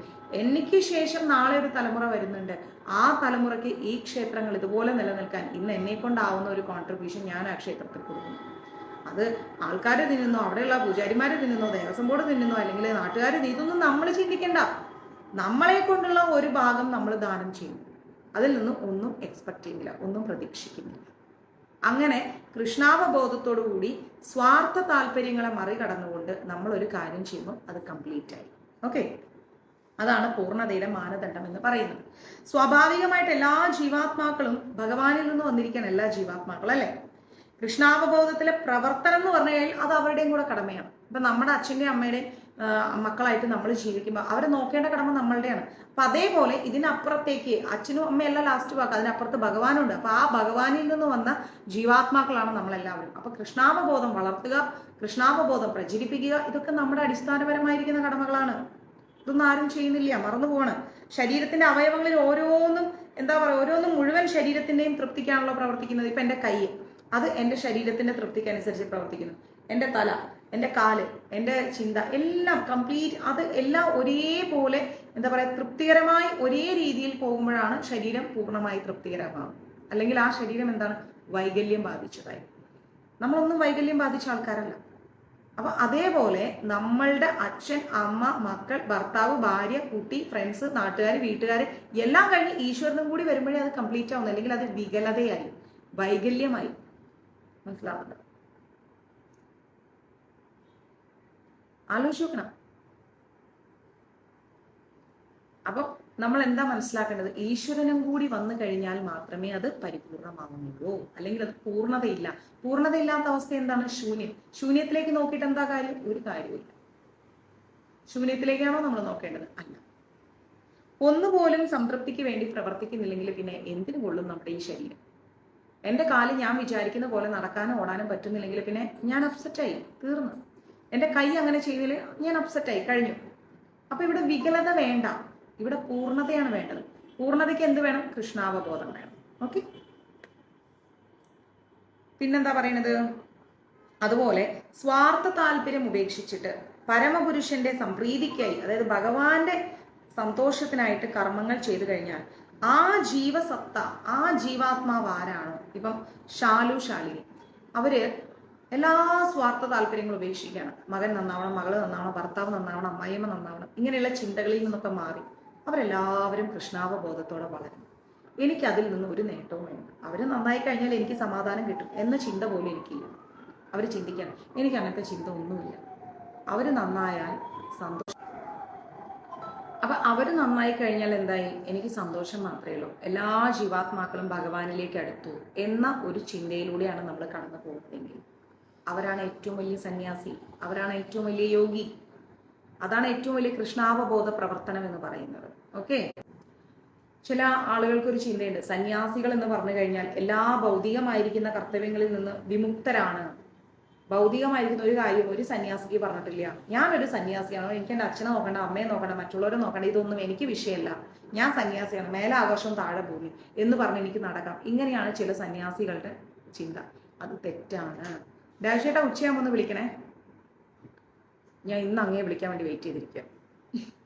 അപ്പോൾ ഒരു സന്യാസിയും എന്താണ്, ഭൗതിക കർമ്മങ്ങളിൽ നിന്ന് വിമുക്തരല്ല. സന്യാസി പൊട്ടിമുളച്ചുണ്ടായതാണ്. സന്യാസിക്ക് അമ്മയില്ലേ, കുടുംബങ്ങളില്ലേ, അച്ഛനില്ലേ, എല്ലാവരും ഇല്ലേ. അപ്പൊ അവരോടൊക്കെ ഒരു കടമയുണ്ട് നമുക്ക്, അല്ലെ? ഒരു കർത്തവ്യമുണ്ട്. സന്യാസിക്ക് ഒരു സമൂഹത്തോടൊരു കർത്തവ്യമില്ലേ? നമ്മുടെ ജീവിതം എന്നും കൃഷ്ണാവബോധത്തോടു കൂടി മറ്റുള്ളവർക്ക് നന്മ ചെയ്യുന്ന ജീവിതമായി മാറണം. അതാണ് ഒരു സന്യാസി എന്ന് പറയുന്നത്. ആ നന്മ ചെയ്തു കൊടുത്താൽ ആരിൽ നിന്നൊന്നും പ്രതീക്ഷിക്കാനും പാടില്ല. എന്നോട് ഒരുപാട് പേര് ചോദിച്ചു, മാതാജി എന്തെല്ലാം നല്ല കാര്യം ചെയ്തു, മാതാജിക്ക് കിട്ടുന്നതെല്ലാം വിഷമം തന്നെയല്ലേ, അതിൽ ഞാൻ അവരോട് എന്തെങ്കിലും കിട്ടണമെന്ന് പ്രതീക്ഷിച്ചിട്ടുണ്ടോ? ഉണ്ടോ ദിവ്യ? ഞാനൊന്നും പ്രതീക്ഷിച്ചിട്ടില്ല. ഇപ്പൊ എൻ്റെ കൂടെ കൂടി ദിവ്യ അത്രയും പ്രതീക്ഷിക്കുന്നില്ല. നമ്മൾ എത്ര സ്നേഹം വാരിക്കോരി കൊടുത്താലും ശരി, അവർക്ക് നമ്മളോട് ഉണ്ടാവുന്ന ചിലപ്പോൾ എന്തായിരിക്കും, അവരെ കാര്യം കഴിഞ്ഞു കഴിഞ്ഞാൽ കറിവേപ്പില പോലെ എടുത്ത് കളയും, അല്ലെ? എന്നിട്ട് അവര് അങ്ങനെ ലൈൻ ലൈറ്റിൽ നിൽക്കും. അപ്പൊ നമുക്ക് എന്തുകൊണ്ട് ആ വിഷമം ഉണ്ടാവുന്നില്ല? നമ്മളൊന്നും എക്സ്പെക്ട് ചെയ്തിട്ടില്ല, നമ്മൾ അവരിൽ നിന്നൊന്നും പ്രതീക്ഷിച്ചിട്ടില്ല. ഇപ്പൊ ഞാൻ ബിന്ദുമ്മ ഏറ്റെടുത്തു. ബിന്ദുമ്മ എനിക്ക് കുറെ കൊണ്ടുതരും, അല്ലെങ്കിൽ എന്റെ വീട്ടിലിരുത്തിയിട്ട് ബിന്ദുമ്മ പണിക്ക് പോയിട്ട് കുടുംബം നടത്തുന്ന പ്രതീക്ഷിച്ചിട്ടാണ് ബിന്ദുമ്മ എടുത്തത്? അല്ല. അവർക്കുള്ള ഭക്ഷണവും ചെലവും വസ്ത്രവും മരുന്നും ഒക്കെ ഞാൻ തന്നെ കൊടുക്കണം, അല്ലാണ്ട് അവരെനിക്കൊന്നും കൊണ്ടുതരാൻ പോകുന്നില്ല. അവരുടെ ബ്രദർ രാജേഷ് ഏട്ടൻ വിളിച്ച് എന്നോട് പറഞ്ഞു, മാതാജി മാസം ഒരു 3000 രൂപ അയച്ചുതരാം മാതാജി, അവളുടെ ചെലവിന്. ഞാൻ പറയും എനിക്ക് വേണ്ട, അമ്മയ്ക്ക് അത്രയും ചെലവില്ല പറഞ്ഞു. 10 രൂപ ഞാൻ അവരോട് ആരോടും വാങ്ങിച്ചിട്ടില്ല. രാജേഷ് ഏട്ടൻ വരും കുറച്ച് ദിവസം കഴിഞ്ഞാൽ, എപ്പോൾ വേണമെങ്കിലും വരും, എന്നോട് പറഞ്ഞിട്ടുണ്ട്.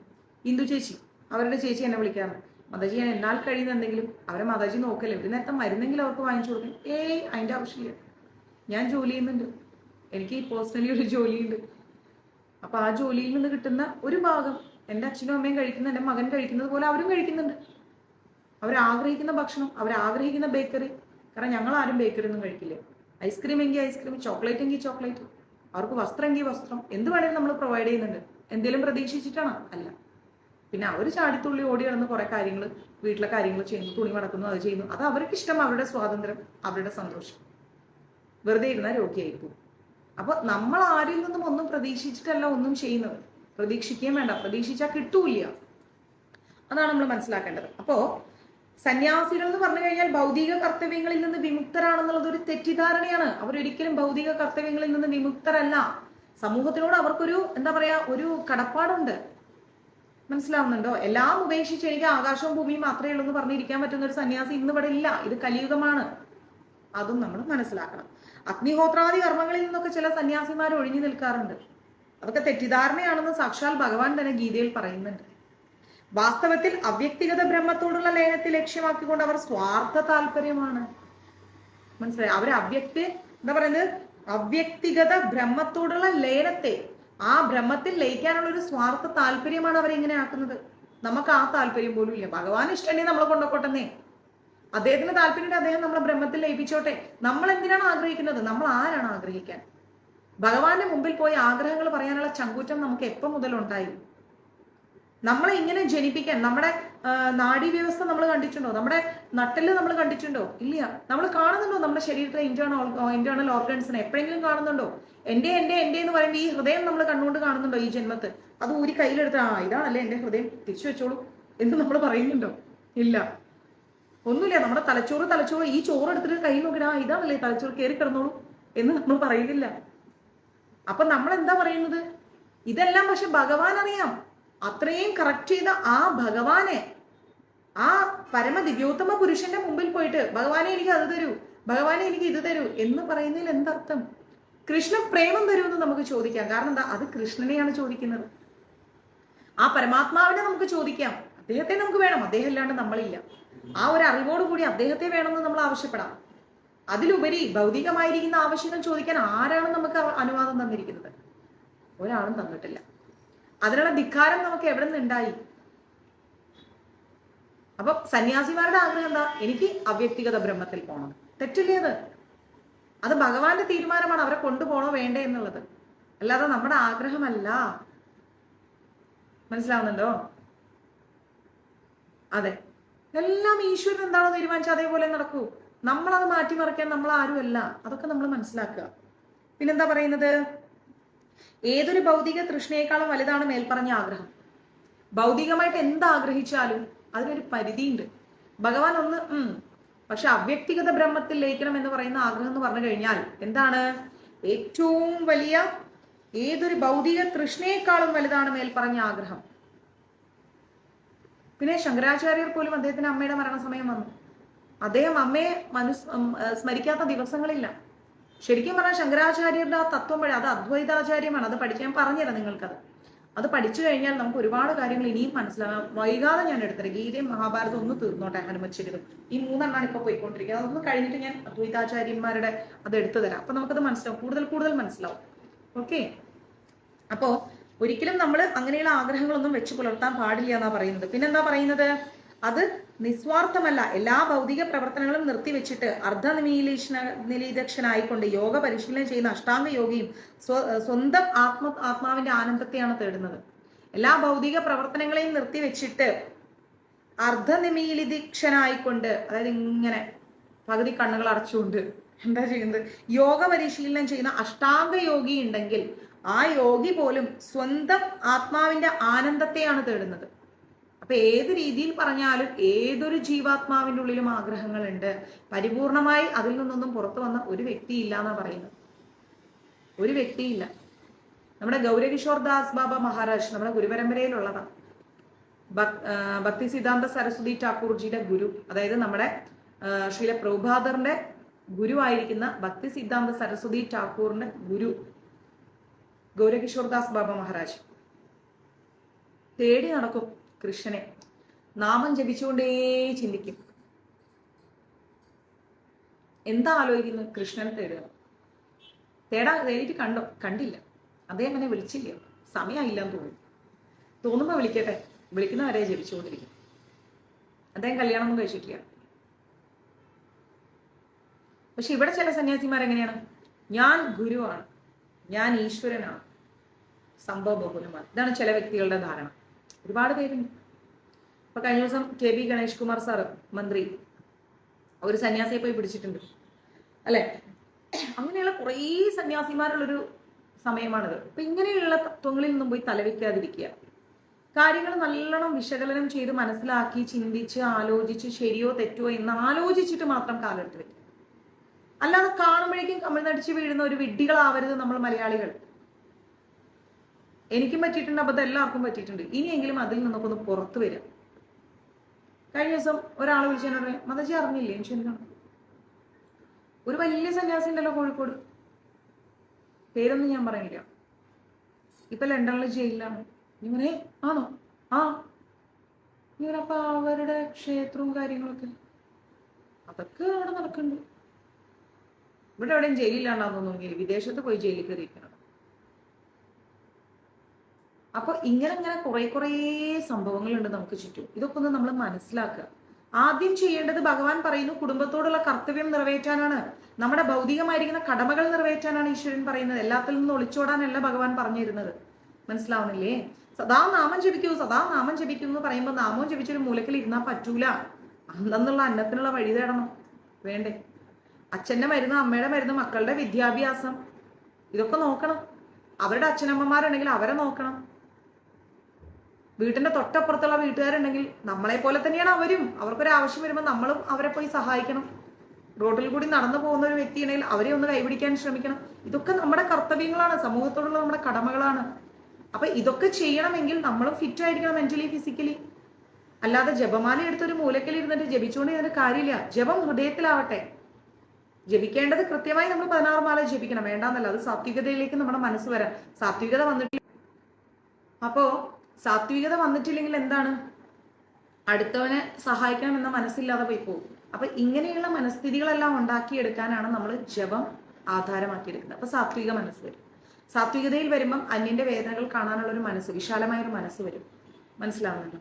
അല്ലാതെ ഒരു ജപമാലയും വെച്ച് അല്ലെങ്കിൽ ഒരു ക്ലിക്കറും വെച്ച് നമ്മൾ 24 മണിക്കൂർ ജപിച്ചുകൊണ്ടിരുന്നാൽ നമ്മുടെ കാര്യങ്ങളും മുന്നോട്ട് പോയില്ല, നമുക്ക് ചുറ്റുമുള്ളവരുടെ കാര്യങ്ങളും മുന്നോട്ട് പോയില്ല. അതൊരു തരം ഒളിച്ചോട്ടമാണ്. ആ ഒളിച്ചോട്ടം നമുക്ക് ആവശ്യമില്ല.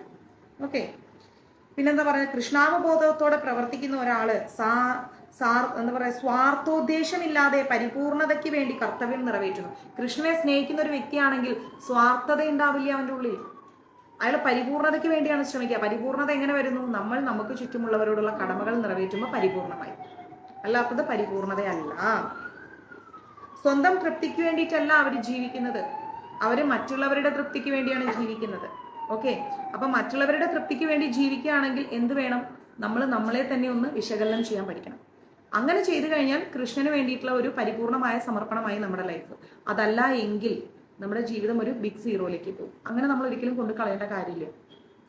നമ്മൾ ഒരുപാട് കാര്യങ്ങൾ ചെയ്തിട്ട് നമുക്ക് ചില കാര്യങ്ങൾ ചെയ്യാൻ പറ്റിയില്ലെങ്കിൽ നമ്മുടെ ലൈഫ് ഒരു സാറ്റിസ്ഫാക്ഷൻ ഇല്ല നമുക്ക്.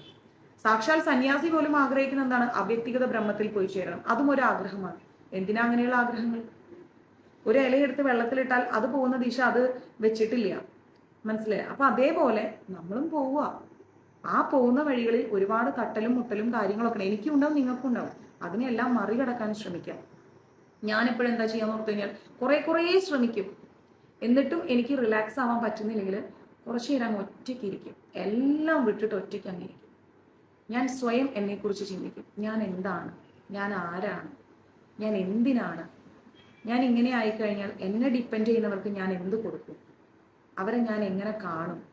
ഇന്നിപ്പോൾ രാവിലെ ലൈവ് ക്ലാസ് എടുത്തപ്പം കുറേ കാര്യങ്ങൾ എൻ്റെ മനസ്സിലുണ്ട്. ഒത്തിരി കാര്യങ്ങളുണ്ട്. അപ്പം ലൈവ് ക്ലാസ് എടുക്കാൻ വന്നു, ഞാൻ ഇരുന്നപ്പം നിങ്ങളുടെ ഓരോരുത്തരുടെ പേരും തെളിഞ്ഞു വന്നപ്പം ഞാൻ ഒരുപാട് സന്തോഷിച്ചു ഉള്ളുകൊണ്ട്. കാരണം ഞാൻ വന്ന ഉടനെ വന്നവരാണ് നിങ്ങളെല്ലാവരും, അല്ലെ? അപ്പം നിങ്ങളോടൊക്കെ എനിക്കൊരു കടമയുണ്ട്. ആ കടമ ഞാൻ ചെയ്യണ്ടേ? അതിന് ഞാൻ വേണ്ടേ? അപ്പം നമുക്ക് പരസ്പരം ഒരു എന്തുണ്ട്?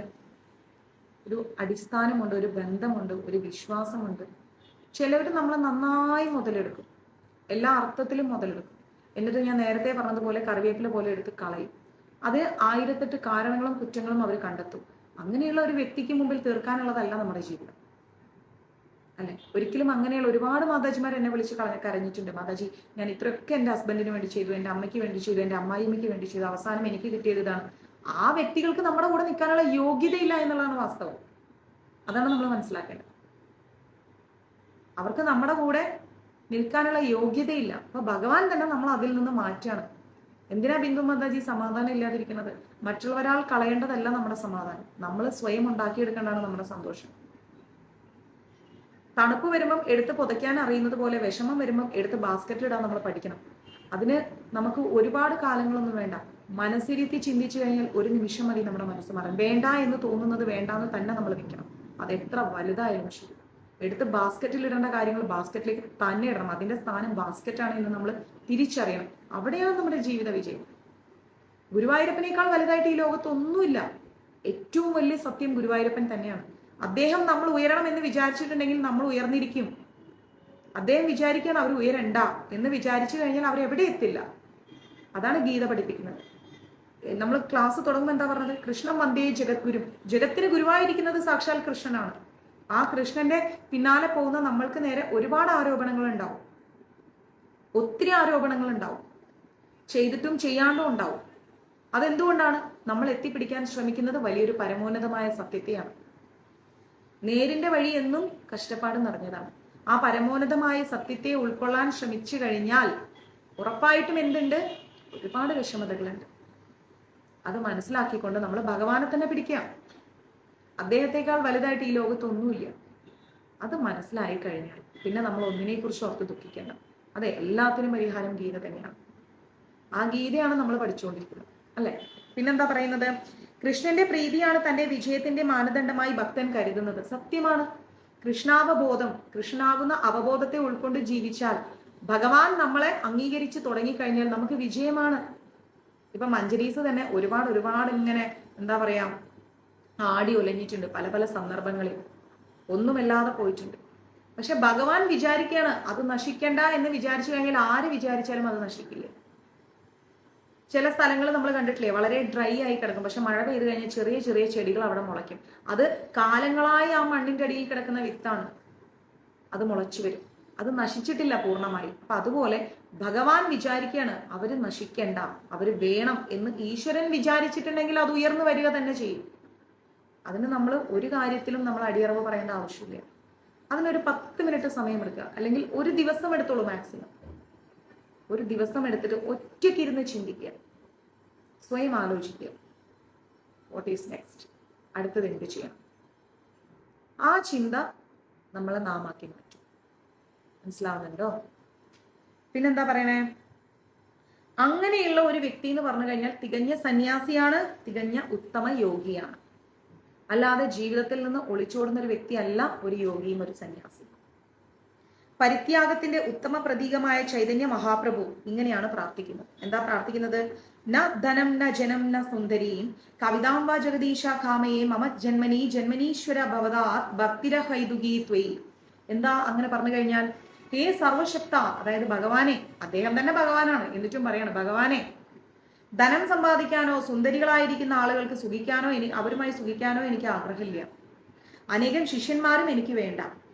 ജന്മങ്ങൾ ഓരോന്നിലും അങ്ങയിൽ ഹൈദേകുമായിരിക്കുന്ന ഭക്തി ഉണ്ടായാൽ മതി.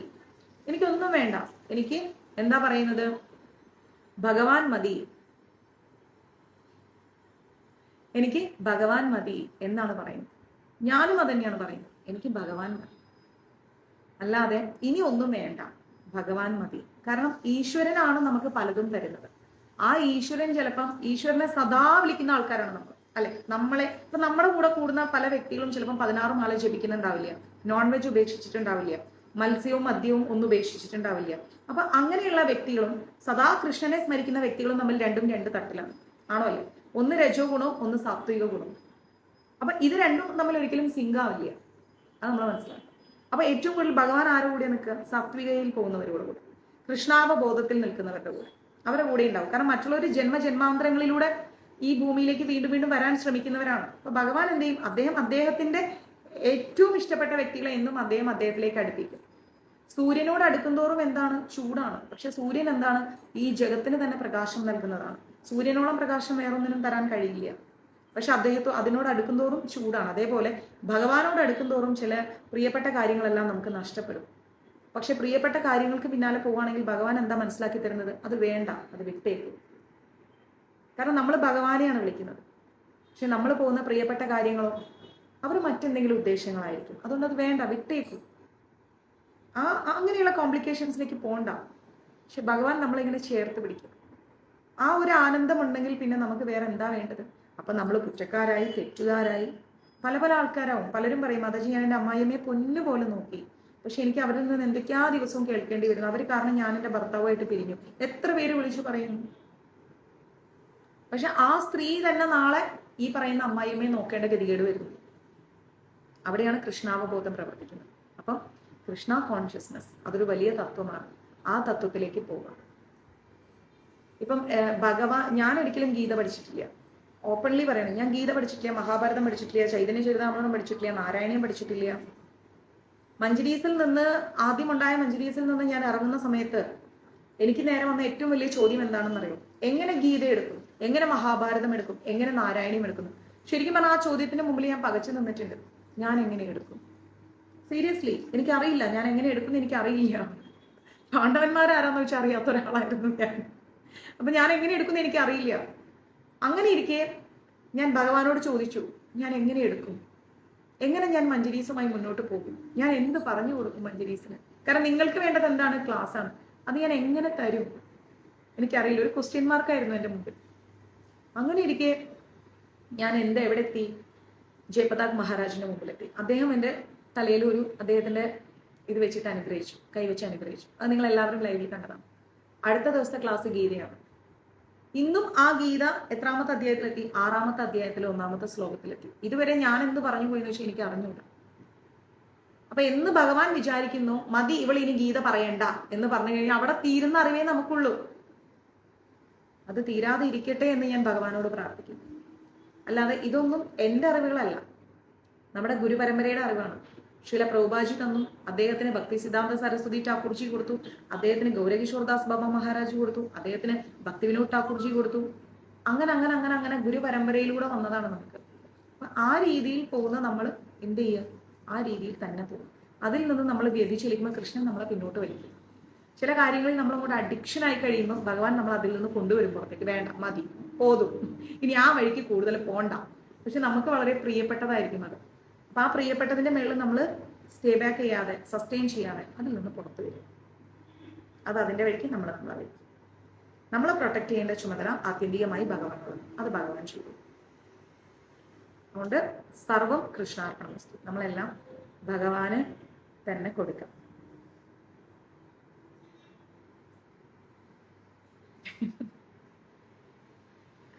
ഹരേ കൃഷ്ണ. അപ്പൊ അങ്ങനെ ഇരിക്കും. വേറെ വിശേഷങ്ങളൊന്നുമില്ലല്ലോ. ഭഗവാൻ കൂടെയുണ്ട് എന്ന അനുഭവത്തിൽ നിന്നും മാതാജി മരണത്തിൽ നിന്ന് ഭഗവാനാണ് രക്ഷിച്ചപ്പം ഉള്ളത് കൊണ്ട് എന്നെ തകർക്കാൻ പറ്റില്ല എന്നൊക്കെ അറിഞ്ഞപ്പോൾ ഭഗവാനെ കൃഷ്ണ കരുണാസിന്ധു, നമുക്ക് മരിക്കേണ്ട ഒരു സമയമുണ്ട്. അപ്പൊ ഭഗവാൻ നമ്മളെ കൊണ്ടുപോകും. ഇനി അല്ലാണ്ട് മരിച്ചിട്ട് ഇവിടെ ഇങ്ങനെ അലഞ്ഞു കിടക്കാനൊന്നും എനിക്ക് താല്പര്യമില്ല. പക്ഷെ ചില സമയങ്ങളിൽ നമ്മൾ അതേക്കുറിച്ച് ചിന്തിച്ചു പോകും അല്ലെ. ജപിക്കുക, ആ സമയത്ത് നല്ല സ്ട്രോങ് ആയിട്ട് ജപിച്ചുകൊണ്ടിരിക്കുക. ഭഗവാൻ എൻ്റെ മനസ്സിന് ശാന്തി തരും, ശാന്തി തരും. ഞാൻ അങ്ങനെയാണ്, എൻ്റെ മനസ്സ് കിടന്നിട്ട് ഇങ്ങനെ അങ്ങനെ കത്തി അമരുമ്പോഴും ഞാൻ ചിരിച്ചുകൊണ്ടിരിക്കും. ദിവ്യ പലപ്പോഴും ചോദിച്ചിട്ട് ഇത് എങ്ങനെ സാധിക്കുന്നു മാതാജി? ഞാൻ മാത്രം പെട്ടെന്നൊന്നും കണ്ണീര് വരൂല. പക്ഷേ എന്താ പറയാ, ഉള്ളിൽ നമുക്ക് ഒരുപാട് സങ്കടങ്ങൾ ഉണ്ടാവും. ആ സങ്കടങ്ങളെ തന്നെ നമ്മൾ കോൺസെൻട്രേറ്റ് ചെയ്തുകൊണ്ടിരുന്ന് കഴിഞ്ഞാൽ ശരിയാവില്ല.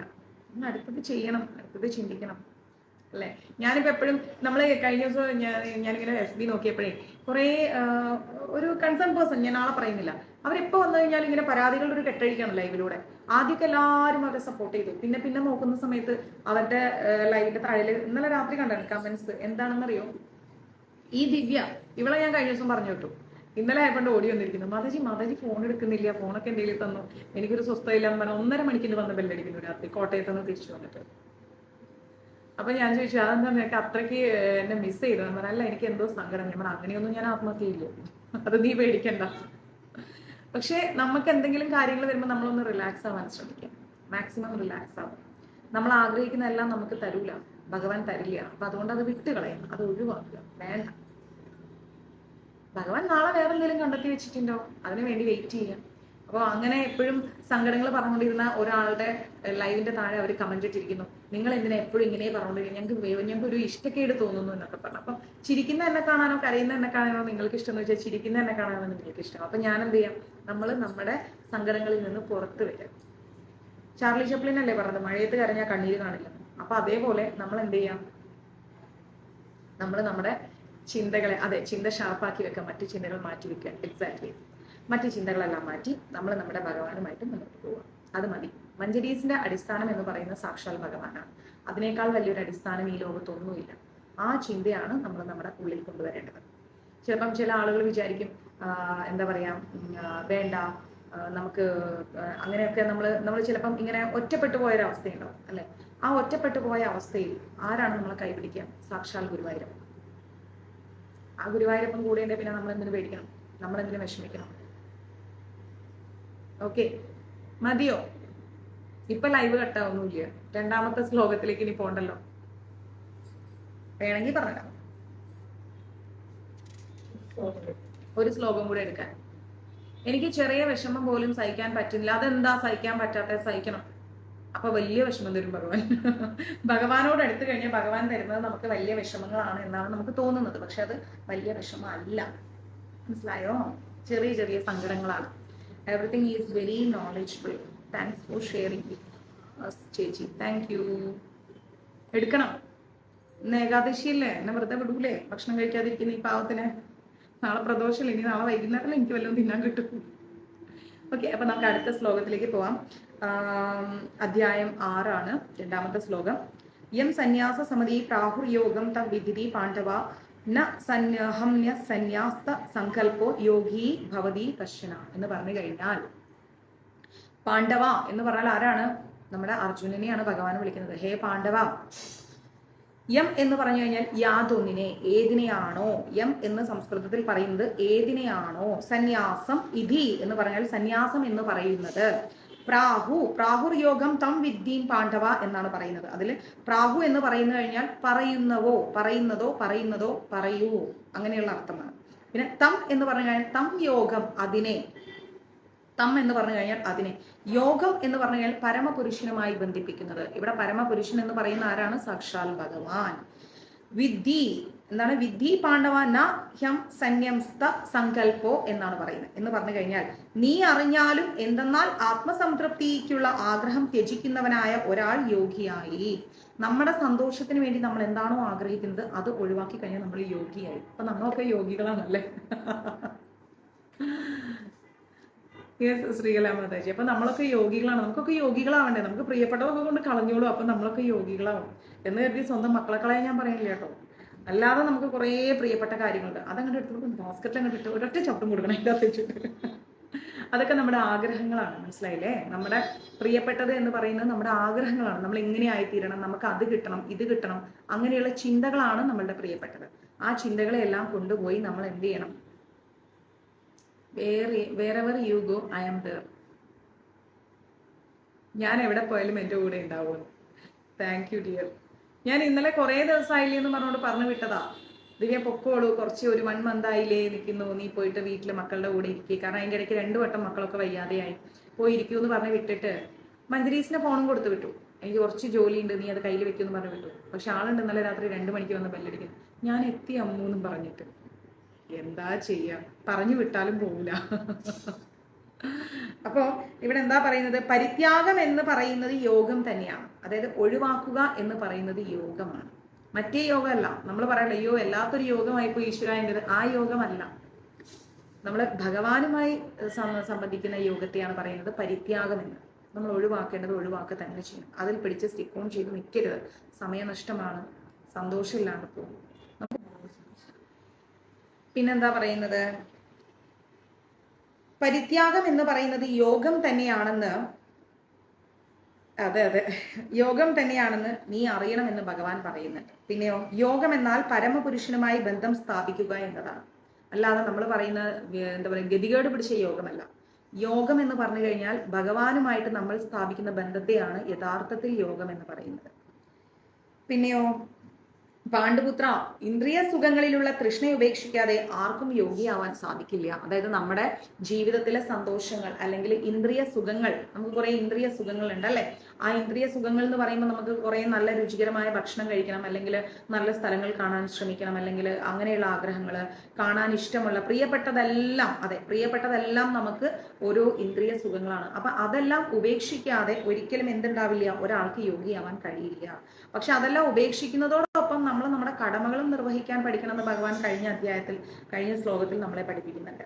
നമ്മളെല്ലാം ഉപേക്ഷിക്കുക, അതായത് എല്ലാവരുമായിട്ടുള്ള ബന്ധം ഉപേക്ഷിക്കുക, പക്ഷെ അവരുള്ള കടമകൾ നമ്മൾ ഒരിക്കലും വിട്ടുകളയരുത്. ഇപ്പൊ ഒരാൾ നമ്മളെ ഒരുപാട് കാലം സഹായിച്ചിരിക്കുന്നു, എന്നിട്ട് നമ്മൾ നമ്മുടെ കാര്യങ്ങളെല്ലാം നേടിയെടുത്ത് അവരെ കൊണ്ട് ഈ ബാസ്ക്കറ്റിൽ ഇടാന്ന് പറയുന്നത് തെറ്റാണ്. അവരോട് നമുക്കൊരു കടമയുണ്ട്, ആ കടമ എന്നും നമ്മൾ നിർവഹിക്കണം. മനസ്സിലാവുന്നുണ്ടോ? നമ്മളെ മക്കളെയൊക്കെ നമ്മൾ വളർത്തി വലിയൊരു പൊസിഷനിൽ ജോലി കൊടുത്തിരുത്തി എന്നിട്ട് ഇനി എൻ്റെ കാര്യം കഴിഞ്ഞു എന്ന് പറയരുത്. മരണം വരെ നമ്മൾ നമ്മുടെ മക്കളുടെ പിന്നിൽ നിഴലായിട്ടുണ്ടാവണം. ഒരു അമ്മയുടെ അല്ലെങ്കിൽ ഒരു അച്ഛൻ്റെ കടമ ഒരിക്കലും മക്കൾ ഒരു പൊസിഷനിൽ ഇരിക്കുന്നതോടോ കല്യാണം കഴിയുന്നതോടോ തീരുന്നില്ല. അവരുടെ കൂടെ നമ്മുടെ അവസാന ശ്വാസം വരെ നമ്മുടെ സപ്പോർട്ട് ഉണ്ടായിരിക്കണം. നമ്മുടെ അച്ഛനോടും അമ്മയോടും ഒക്കെയുള്ള ആ ഒരു കടമ അത് നമ്മൾ നമ്മുടെ അവസാന ശ്വാസം വരെ നിലനിർത്താൻ നോക്കുക. അപ്പൊ ആ കടമ ചെയ്യുന്ന വ്യക്തി ആരോ അവരാണ് യോഗി എന്ന് പറയുന്നത്. ജീവാത്മാവ് എന്ന നിലയിൽ തൻ്റെ മൂലസ്വരൂപം എന്താണെന്ന് അറിഞ്ഞുകൊണ്ട് പ്രവർത്തിക്കുന്ന ഒരു വ്യക്തിയെ, ആ വ്യക്തി ചെയ്യുന്ന പ്രവർത്തനത്തെയാണ് സന്യാസയോഗം എന്ന് പറയുന്നത്. നമ്മളൊരു ജീവാത്മാവാണ് അല്ലേ? എന്നാ പോരെ ശ്രീകലാമാതാജി, നമ്മളൊരു ജീവാത്മാവാണ്. അപ്പം ആ ജീവാത്മാവായിരുന്ന നമ്മൾ എവിടുന്നാ വന്നത്? പരമാത്മാവിൽ നിന്ന്. അപ്പൊ ആ പരമാത്മാവിൽ നിന്ന് വന്ന നമ്മൾ പരമാത്മാവിന്റെ ആഗ്രഹങ്ങൾ എന്താണെന്നുള്ളത് അറിഞ്ഞ് പ്രവർത്തിക്കണം. നമ്മൾ ചിലപ്പോൾ ആഗ്രഹത്തോടു കൂടി പിടിച്ചു വെച്ചതൊക്കെ ഭഗവാന് ചിലപ്പോൾ ഇഷ്ടമുണ്ടാവില്ല. അപ്പൊ ഭഗവാൻ അതെടുത്ത് ദൂരെ കളയും. അപ്പൊ നമ്മൾ ഭഗവാന്റെ ഇഷ്ടങ്ങൾ അനുസരിച്ച് പ്രവർത്തിക്കാൻ തുടങ്ങിക്കഴിഞ്ഞാൽ അതാണ് എന്തെന്ന് പറയുന്നത്? കൃഷ്ണാവബോധം എന്ന് പറഞ്ഞാൽ കൃഷ്ണൻ എന്ന അവബോധത്തിലൂടെ പ്രവർത്തിച്ച് മുന്നോട്ട് പോകും. അതാണ് കൃഷ്ണാവബോധം. പിന്നെ പറയുന്നത് എന്താ? സന്യാസ യോഗം എന്ന് പറയുന്നത് അതാണ് സന്യാസ യോഗം അല്ലെങ്കിൽ ഭക്തി എന്ന് പറയുന്നത്. ജീവാത്മാവിന് തൻ്റെതായ ഒരു സ്വതന്ത്ര അസ്തിത്വമില്ല. നമ്മൾ ഒരിക്കലും സ്വതന്ത്രരല്ല എന്ന് നമ്മൾ മനസ്സിലാക്കാം. വരും മാതാജി കാണാം. നമ്മൾ ഒരിക്കലും എല്ലാവരും പറയും നമ്മളൊരിക്കലും സ്വതന്ത്രരല്ല. നമ്മൾ ഭഗവാന്റെ ആ ഒരു കെട്ടിൽ ഇങ്ങനെ നിൽക്കുന്ന ആൾക്കാരാണ്. പക്ഷെ നമ്മൾ അറിയുന്നില്ല. നമ്മളിങ്ങനെ വിചാരിക്കും ഞാനിപ്പോ ഫ്രീ ബേഡാണ്. ഒരിക്കലുമല്ല.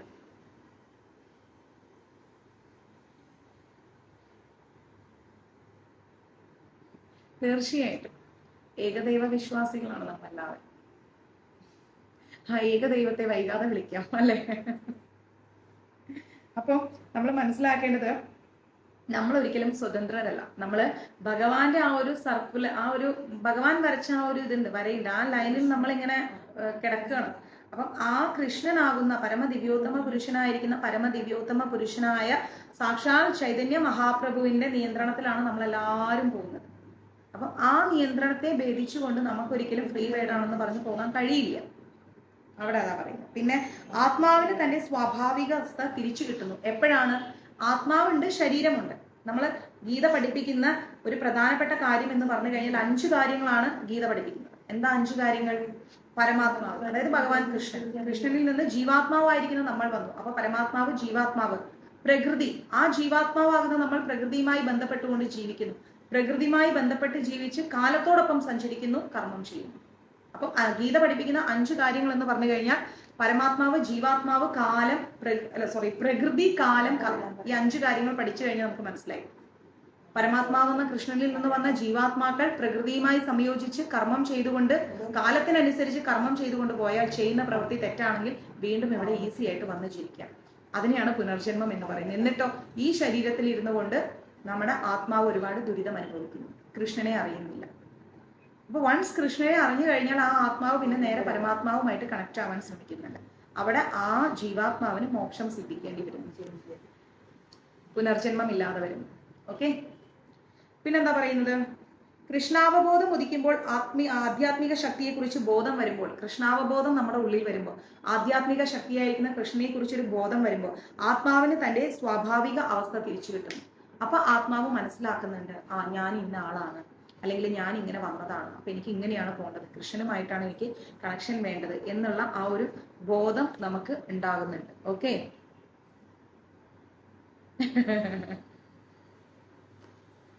പറഞ്ഞോളാൻ പറയും. അതുകൊണ്ട് പൂർണ്ണമായ അറിവ് നേടിയ ഒരാൾ ഭൗതിക സുഖഭോഗങ്ങളെല്ലാം ത്യജിക്കും. നമുക്ക് ആർക്കെങ്കിലും പൂർണ്ണമായ അറിവ് കിട്ടിയിട്ടുണ്ടോ? ഇല്ല. അപ്പൊ നമുക്കൊരിക്കലും ഭൗതിക സുഖഭോഗങ്ങൾ ത്യജിക്കാൻ കഴിയില്ല. എന്തിനാ ഞാൻ ലൈവ് ക്ലാസ്സിൽ വന്നിരുന്നിട്ട് നിങ്ങൾ അങ്ങനെയാകും, നിങ്ങൾ ഇങ്ങനെയാകും എന്ന് പറയുന്നത്?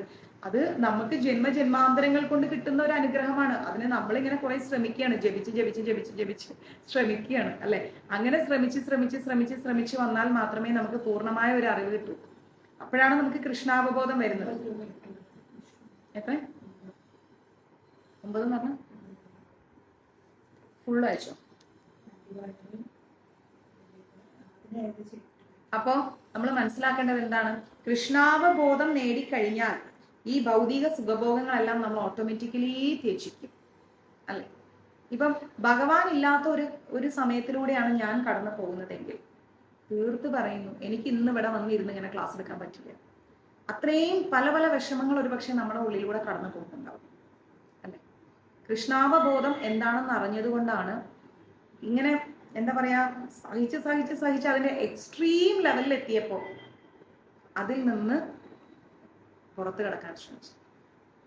കൃഷ്ണാവബോധം ഇല്ല എങ്കിൽ ഒരിക്കലും ഇന്ന് ഇവിടെ വന്നിരുന്ന് എനിക്ക് ചിരിക്കാൻ കഴിയില്ല. നമ്മളൊന്ന് റിലാക്സ് ആയിട്ട് ചിന്തിച്ചാൽ തീരുന്ന പ്രശ്നങ്ങളെ നമ്മുടെ ജീവിതത്തിൽ സ്വയം ചിന്തിക്കുക. നമ്മൾ വേണ്ടാത്തവരുടെ പിന്നാലെ നമ്മൾ എന്തിനു പോകും? ആ ഒരൊറ്റ ചിന്തയിൽ മാറി മറിയും നമ്മുടെ ജീവിതം. നമ്മൾ ഏതൊരു കാര്യം ഉണ്ടെങ്കിലും കുറെയൊക്കെ നമ്മൾ ശ്രമിക്കും അല്ലെ? ഇപ്പം മേ ബി എൻ്റെ ഭാഗത്തൊരു തെറ്റ് പറ്റാം, നിങ്ങളുടെ ഭാഗത്തൊരു തെറ്റ് പറ്റാം. ആ തെറ്റ് തിരുത്താൻ നമ്മൾ ശ്രമിക്കും. തിരുത്താൻ പറ്റുന്നതിന്റെ മാക്സിമം ശ്രമിച്ചിട്ടും നമ്മളുടെ നേരെ മുഖം തിരിക്കുന്ന വ്യക്തികളുടെ പിന്നാലെ നമ്മൾ പോകേണ്ട ആവശ്യമില്ല. അതാരായാലും പോകണം. സാക്ഷാൽ പ്രധാനമന്ത്രി ആണെങ്കിലും പോകേണ്ട കാര്യമില്ല. ഭഗവാനിൽ സ്വയം സമർപ്പിതമാവും അല്ലെ? അതെ, ഒരിക്കലും വേണ്ട. ഭഗവാനിൽ സമർപ്പിതമാവാം. ഭഗവാനേക്കാൾ വലിയൊരു തത്വം ഇല്ല ഈ ലോകത്ത്. ഭഗവാൻ കൂടെ ഉണ്ടെങ്കിൽ നമ്മൾ പരിപൂർണമായി. അദ്ദേഹത്തിനേക്കാൾ വലിയ സംരക്ഷിക്കാൻ പറ്റുന്ന കൈകളൊന്നും ഈ ലോകത്തില്ല. അദ്ദേഹത്തിനേക്കാൾ വലിയ അനുഗ്രഹവും ഈ ലോകത്തില്ല. അപ്പം നമ്മൾ സമർപ്പിതമാവേണ്ടത് ആരുടെ അടുത്താണ്? ഭഗവാന്റെ അടുത്താണ്. നമ്മൾ സറണ്ടർ ആവണം ഭഗവാന്റെ അടുത്ത്. എപ്പോഴാണോ ഭഗവാന്റെ അടുത്ത് സറണ്ടർ ആവാൻ പറ്റുന്നത്, നീ അവർക്ക് ബിന്ദുമ്മയുടെ പുറത്താൻ പറയും, എപ്പോഴാണോ സ്വയം ഭഗവാന്റെ അടുത്ത് സമർപ്പിതമാവുന്നത്, ആ സമയം മുതൽ നമ്മൾ മാറും. നമുക്ക് മാറാൻ സാധിക്കാം. അല്ലാതെ ഒരിക്കലും നമ്മളിങ്ങനെ വേദനയിൽ തന്നെ സസ്റ്റെയിൻ ചെയ്ത് നിൽക്കരുത്. അതിൽ നിന്ന് പുറത്തു വരണം. കുറേ വിഷമങ്ങൾ ഉണ്ടായിക്കഴിഞ്ഞാൽ ഞാനൊക്കെ ചെയ്യുന്ന കാര്യം അതാണ്, എല്ലാം ഒരു മാറ്റി വയ്ക്കും. മൊബൈലും അതും ഇതും എല്ലാം മാറ്റി വെച്ചിട്ട് സ്വയം ഇരുന്നൊന്ന് സ്വയം റിലാക്സ് ആവും. ഒന്ന് പയ്യെ ഞാൻ എല്ലാത്തിൽ നിന്നും ഒന്നിങ്ങനെ തിങ്ക് ചെയ്ത് നോക്കും, എന്തൊക്കെ എവിടെയൊക്കെ എങ്ങനെയൊക്കെ സംഭവിച്ചു, ഇനി എന്ത് ചെയ്യും അല്ലെ. അപ്പൊ ഭഗവാൻ പോലും നമ്മളോട് ക്ഷമിക്കുന്നുണ്ട്. ഏറ്റവും വലിയ ക്ഷമ എന്ന് പറഞ്ഞാൽ ഭഗവാൻ തരുന്നതാണ്. എത്ര തെറ്റുകൾ, എത്ര ജന്മജന്മാന്തരങ്ങൾ നമ്മൾ ചെയ്തു, അതിന്റെ പരിണിത ഫലമാണ് ഇവിടെ ഭൂമിയിൽ വന്ന് ജനിച്ചുകൊണ്ടിരിക്കുന്നത് അല്ലെ. എന്നിട്ട് നമ്മൾ ആ തെറ്റുകളെല്ലാം പാവം ഭഗവാൻ നമ്മളോട് പുറത്തിട്ട് അദ്ദേഹം വീണ്ടും നമ്മളെ അദ്ദേഹത്തിലേക്ക് അടുപ്പിക്കാൻ ശ്രമിക്കുകയാണ്. പക്ഷെ ഭൂമിയിൽ ജനിച്ച ജീവാത്മാക്കളായ നമുക്ക് പലപ്പോഴും പലതും പൊറുക്കാനും ക്ഷമിക്കാനും പറ്റുന്നില്ല. എന്തുകൊണ്ട് പറ്റുന്നില്ല? ഭഗവാനേക്കാൾ വലുതാണോ നമ്മൾ? ഒരിക്കലും അല്ല. അപ്പൊ അതൊക്കെ ഒന്ന് ചിന്തിക്കുക. എത്രത്തോളം ക്ഷമിക്കുന്നോ, എത്രത്തോളം സഹിക്കുന്നോ, അവിടെ തന്നെയാണ് വിജയമുള്ളത്. അല്ലാതെ ക്ഷമിക്കുകയും സഹിക്കുകയും ചെയ്യാത്ത ഒരാളുടെ ജീവിതത്തിലും വിജയം ഉണ്ടാവില്ല. അവര് പോകുന്നത് പടുകുഴിയിലേക്കാണ്. ആ ഒരു അഗാധ ഗർത്തത്തിലേക്ക് നമുക്ക് വീഴണ്ട. അതുകൊണ്ട് നമ്മൾ സഹിക്കുക, ക്ഷമിക്കുക. ക്ലിയർ? അതുകൊണ്ട് അതിനു വേണ്ടിയുള്ള പ്രവർത്തനങ്ങളെയെല്ലാം നിർത്തുക. ഭൗതിക ആസക്തിയിൽ നിന്ന് ഇന്ദ്രിയങ്ങളെ തടഞ്ഞു വെക്കുന്ന യോഗികളും ഇതിനു വേണ്ടിയാണ് പരിശീലിക്കുന്നത്. യോഗികൾ പോലും അവരുടെ ആത്മീയ സുഖത്തിന് വേണ്ടിയിട്ടാണ് പോകുന്നത്, ആത്മീയ ആനന്ദത്തിന് വേണ്ടിയാണ് പോകുന്നത്. അവർക്കുമുണ്ട് സ്വാർത്ഥ താല്പര്യങ്ങൾ. എന്നാൽ കൃഷ്ണാവബോധമുള്ള ഒരാൾക്ക് കൃഷ്ണനായിക്കൊണ്ടുള്ള പ്രവർത്തനങ്ങളിലല്ലാതെ മറ്റൊന്നിലും ഇന്ദ്രിയങ്ങളെ വ്യാപരിപ്പിക്കാൻ സന്ദർഭം ഉണ്ടാവില്ല. അപ്പൊ നമ്മളെല്ലാവരും ജപിച്ചു പോകുന്ന ആൾക്കാരാണ്. ചിലപ്പോഴൊക്കെ നമ്മുടെ മൈൻഡ് ഒന്ന് ഡൈവേർട്ട് ആവും. കൃഷ്ണാവബോധം എന്നുള്ളതിൽ നിന്ന് ഡൈവേർട്ട് ആവുന്ന സമയത്ത് നമ്മൾ എന്ത് ചെയ്യുക? ഭഗവാനെ ഒന്ന് സ്മരിക്കുക, സ്വയം ചോദിക്കുക, ഭഗവാനെ, അതെ, ഉള്ളിൽ പ്രയാസം തോന്നുമ്പോൾ ഭഗവാന്റെ പാട്ടുകൾ ആ ഓരോ വരികളിലുമുണ്ട്. അതും സാക്ഷാൽ വാണിദേവി ശ്രീവിദ്യ നൽകിയതാണ് ആ വരികളൊക്കെ. പാട്ടെഴുതുന്ന കുറെ ആൾക്കാരുണ്ട്, പക്ഷെ അവർക്കൊന്നും അവരുടെ കഴിവാന്ന് പറയാൻ പറ്റില്ല. അവർക്ക് ഭഗവാന്റെ അനുഗ്രഹമാണ്. അപ്പൊ ആ അനുഗ്രഹത്തിലൂടെ ഭഗവാന്റെ ആ ഒരു നാമങ്ങളിലൂടെ നമ്മുടെ മനസ്സ് കടന്നു പോകും. നമ്മൾ കുറേ റിലാക്സ് ആവും. ഒട്ടും പറ്റിയിട്ടില്ല എന്നാണെങ്കിൽ നിങ്ങൾ എന്ത് ചെയ്യാന്ന് പറയും. ചിലവർക്ക് ഭയങ്കര ടെൻഷൻ വരുമ്പോൾ വിശപ്പ് കൂടും, ഉറങ്ങാൻ പറ്റില്ല. എല്ലാം ആദ്യം മാറ്റി വേണം. മൊബൈലകത്ത് ഇതെല്ലാം മാറ്റി വെച്ചിട്ട് നമ്മൾ സ്വയം ഒന്ന് ചിന്തിക്കാം. ഓക്കെ, നമുക്ക് ഇങ്ങനെയൊക്കെ വന്നു പോകും. ഇനി നമ്മൾ അടുത്തത് തന്നെ, മരിക്കാൻ പറ്റില്ലല്ലോ, മരിക്കാൻ പറ്റുമോ? പറ്റില്ല. ഇനി അടുത്തത് എന്ത് ചെയ്യാൻ പറ്റും? ഭഗവാൻ എന്തായാലും നമ്മളെ ഉപേക്ഷിക്കില്ല, അത് ഉറപ്പാണ്. അത് നല്ല വിശ്വാസമുണ്ട്. അദ്ദേഹം അറിയാതെ ഒരു ഇല പോലും അനങ്ങുന്നില്ല. അപ്പൊ ഭഗവാൻ നമ്മളെ ഉപേക്ഷിക്കില്ലെങ്കിൽ പിന്നെ നമ്മൾ എന്തിനാണ് മറ്റുള്ള കാര്യങ്ങൾക്ക് പിന്നാലെ പോയിട്ട് ഇങ്ങനെ മസിൽ പിടിക്കുന്നത്? ആ ദീപാവലി അതിന്റെ ആവശ്യമില്ല. ഓക്കെ, ഇന്ന് മഹാന്മാരില്ലേ ദിവ്യ പറയുന്നു ക്ഷമിക്കാൻ പറ്റുന്നവർ മഹാന്മാരാണെന്ന്. പിന്നെ ഇന്ന് മഹാന്മാരില്ല, ഒരു മഹാനും ഇല്ലെന്നും. അതുകൊണ്ട് ഒരേ സമയം തന്നെ സന്യാസിയും യോഗിയും ആവാൻ നമ്മൾ പഠിക്കണം. എന്ന് കരുതി കാവ്യ വസ്ത്രമൊക്കെ എടുത്തിട്ട് രുദ്രാക്ഷം ഇട്ടുകൊണ്ട് മാതാജി പറഞ്ഞിട്ടുണ്ട് സന്യാസി ആവാനെന്ന് പറഞ്ഞുകൊണ്ട് ആരും കയറി കാവ്യ വസ്ത്രം ഇട്ടിട്ട് രുദ്രാക്ഷം ഇട്ടിട്ട് എനിക്ക് പ്രശ്നം ഉണ്ടാക്കരുത് കേട്ടോ. ഒരു അരമണിക്കൂർ വെയിറ്റ് ചെയ്യാൻ പറഞ്ഞു. അപ്പോ പിന്നെന്താ പറയുന്നത്? ജ്ഞാനയോഗ പദ്ധതികളിൽ നിർദ്ദേശിക്കുന്ന ജ്ഞാനത്തിന്റെയും ഇന്ദ്രിയ ദമനത്തിന്റെയും ഉദ്ദേശങ്ങൾ കൃഷ്ണാവബോധത്തിൽ തനിയെ നിറവേറപ്പെടുന്നു അല്ലെ. ഒരുപാട് കാര്യങ്ങൾ, ജ്ഞാനയോഗം, അതുപോലെ തന്നെ നമ്മുടെ ഇന്ദ്രിയ ഉദ്ദമനത്തിന്റെ ഉദ്ദേശങ്ങൾ, ഇതെല്ലാം ഉണ്ടെങ്കിലും കൃഷ്ണാവബോധത്തിൽ നമ്മൾ ഉറച്ചു നിൽക്കുകയാണെങ്കിൽ നമ്മുടെ എല്ലാ കാര്യങ്ങളും കൃഷ്ണാവബോധത്തിലൂടെ ശരിയാവും. ഒന്നും മറികടക്കേണ്ടി വരില്ല. കൃഷ്ണാവബോധം കൂടെയുണ്ടോ, ഭഗവാൻ കൂടെയുണ്ടോ, ഒന്നിനെക്കുറിച്ച് നമ്മൾ ചിന്തിക്കേണ്ട. സ്വാർത്ഥ താല്പര്യം മുൻനിർത്തിയുള്ള പ്രവൃത്തികൾ ഉപേക്ഷിക്കാൻ കഴിയാത്തവർക്ക് ജ്ഞാനമാകട്ടെ യോഗമാകട്ടെ ഒരു പ്രയോജനവുമില്ല. ചില വ്യക്തികൾ ഭയങ്കര സ്വാർത്ഥരാണ്. അവർ പിടിച്ച മുയലിന് 10 കൊമ്പ് എന്നുള്ള ഭാവത്തിൽ അവർ ആ കൊമ്പും പിടിച്ച് അവർ ഇരിക്കലേ ഉണ്ടാവും. നമ്മൾ ആ കൊമ്പ് പിടിക്കാൻ പോകണ്ട, മനസ്സിലായില്ലേ? നിങ്ങൾ ടൈറ്റാക്കി അവിടെ പിടിച്ചോളാം പറയാം. നമ്മളത് വിടവിക്കാനൊന്നും എന്താ പറയാ, വിടിക്കാനൊന്നും നമ്മൾ പോകണ്ട. അവരത് പിടിച്ചുകൊണ്ട് അവിടെ ഇരുന്നോട്ടെ. അല്ലാണ്ട് നമുക്ക് എന്ത് ചെയ്യാൻ പറ്റും? ഇത്രയും വലിയ സാക്ഷാൽ ഗുരുവായൂരപ്പൻ ഇത്രയും ജീവാത്മാക്കളോട് 84 ദശലക്ഷം ജീവി വർഗങ്ങളോട് പൊറുക്കാൻ സാധിച്ചിട്ടുണ്ടെങ്കിൽ ചില വ്യക്തികൾക്ക് നമ്മളോട് പൊറുക്കാൻ പറ്റിയിട്ടില്ല, പൊറുക്കണ്ടെന്ന് വെക്കണം. നമ്മൾ നമ്മളെ വഴിക്കാൻ പോകണം, അല്ലാതെ അതിന് പ്രതികരിക്കാൻ ഇനി നമ്മൾ പോകണ്ട. അങ്ങനെയാണ് വീടുകളിൽ പ്രശ്നം ഉണ്ടാവുന്നത്. അമ്മായിമ്മ ഒന്ന് പറയും, മരുമകൾ രണ്ടെണ്ണം പറയും, മരുമകൾ രണ്ടെണ്ണം പറയും, അമ്മായിമ്മ മൂന്നെണ്ണം പറയും. അതിൽ കയറി ഭർത്താവ് ഇടപെടും. പിന്നെ അത് അവിടെ ഒരു എന്താ പറയാ, കുരുക്ഷേത്ര യുദ്ധഭൂമിയാവും. അപ്പം ആ യുദ്ധഭൂമിയിൽ പോകണ്ട. നമ്മൾ സ്വസ്ഥമായിട്ട് ഇരുന്നാൽ മതി, മിണ്ടാതിരിക്കുക, പറയുന്നവർ പറയട്ടെ എന്ന് ഓർക്കുക. സ്വാർത്ഥപരമായിരിക്കുന്ന ഏത് സംതൃപ്തിയും കണക്കാക്കാതെ പരമപുരുഷന് പ്രീതികരമായത് ചെയ്യാൻ തയ്യാറാവുകയാണ് ഒരു ജീവാത്മാവിന്റെ ലക്ഷ്യം എന്ന് പറയുന്നത്. അതാണ്. ചെടികളൊക്കെ വളർത്തുക, നന്ദിയെങ്കിലും ഉണ്ടാവും, ഒരു പൂവെങ്കിലും തരും. ഒരു ചെടി വളർത്തിയ അതന്നെ, അവര് വീഴാതെ അവിടെ പിടിച്ചിരിക്കട്ടെ, വീഴണ്ടവര് ആ 8ഉം 10ഉം കൊമ്പും പിടിച്ച് അവിടെ അങ്ങനെ മുറുകി പിടിച്ച് അവിടെ ഇരിക്കട്ടെ. കുറെ കഴിയുമ്പോൾ ആ കൊമ്പ് വെച്ച് തന്നെ അവരെ കുത്തിക്കോളും. നമ്മളായിട്ട് ഒന്നിനും പോകണ്ട. മനസ്സിലാവുണ്ടോ? താൻ പിടിച്ച മുകളിൽ 10 കൊമ്പെന്ന് പറഞ്ഞിരിക്കുന്നവർ അവിടെ ഇരിക്കട്ടെ എന്ന് ഓർക്കണം. ചില ഭർത്താക്കന്മാരുണ്ട്, വല്ലാത്ത സാധനങ്ങളാണ്. ഒരു രക്ഷയില്ല അല്ലെ. ആണുങ്ങളെ കുറ്റം പറയില്ലാട്ടോ, ഞാൻ അങ്ങനെ ചിന്തിക്കല്ലേ. ഇത് കുറെ ഭർത്താക്കന്മാരുണ്ടേ. അപ്പം അവരെന്താ പറയാ, ഞാൻ ഇങ്ങനെ ഇരിക്കും. അപ്പൊ കൊറേ നമ്മൾ ശ്രമിച്ചു നോക്കും അല്ലേ, ചേട്ടാ സോറി സോറി സോറി എന്നൊക്കെ പറഞ്ഞിട്ട് കൊറേ ശ്രമിച്ചു നോക്കും. ഒരു രക്ഷയില്ലെങ്കിലോ താൻ അവിടെ പിടിച്ചോണ്ടിരിക്കണമെന്ന് പറയും. എന്റെ ഒരു ആറ്റിറ്റ്യൂഡ് അതാണ്. താൻ അവിടെ മുറുകെ പിടിച്ചോണ്ട് അവിടെ ഇരിക്കുന്ന പറയും, അവിടെ പിടിച്ചിരുന്നോളാം പറയും. താൻ വിടണ്ട ആ കൊമ്പ് എന്ന് പറയും. അല്ലാണ്ട് എന്താ ചെയ്യാം? എന്തെങ്കിലും ചെയ്യാൻ പറ്റുമോ? ഒന്നും ചെയ്യാൻ പറ്റില്ല, അവിടെ പിടിച്ചിരിക്കട്ടെ. അപ്പം നമ്മൾ എന്ത് ചെയ്യാം?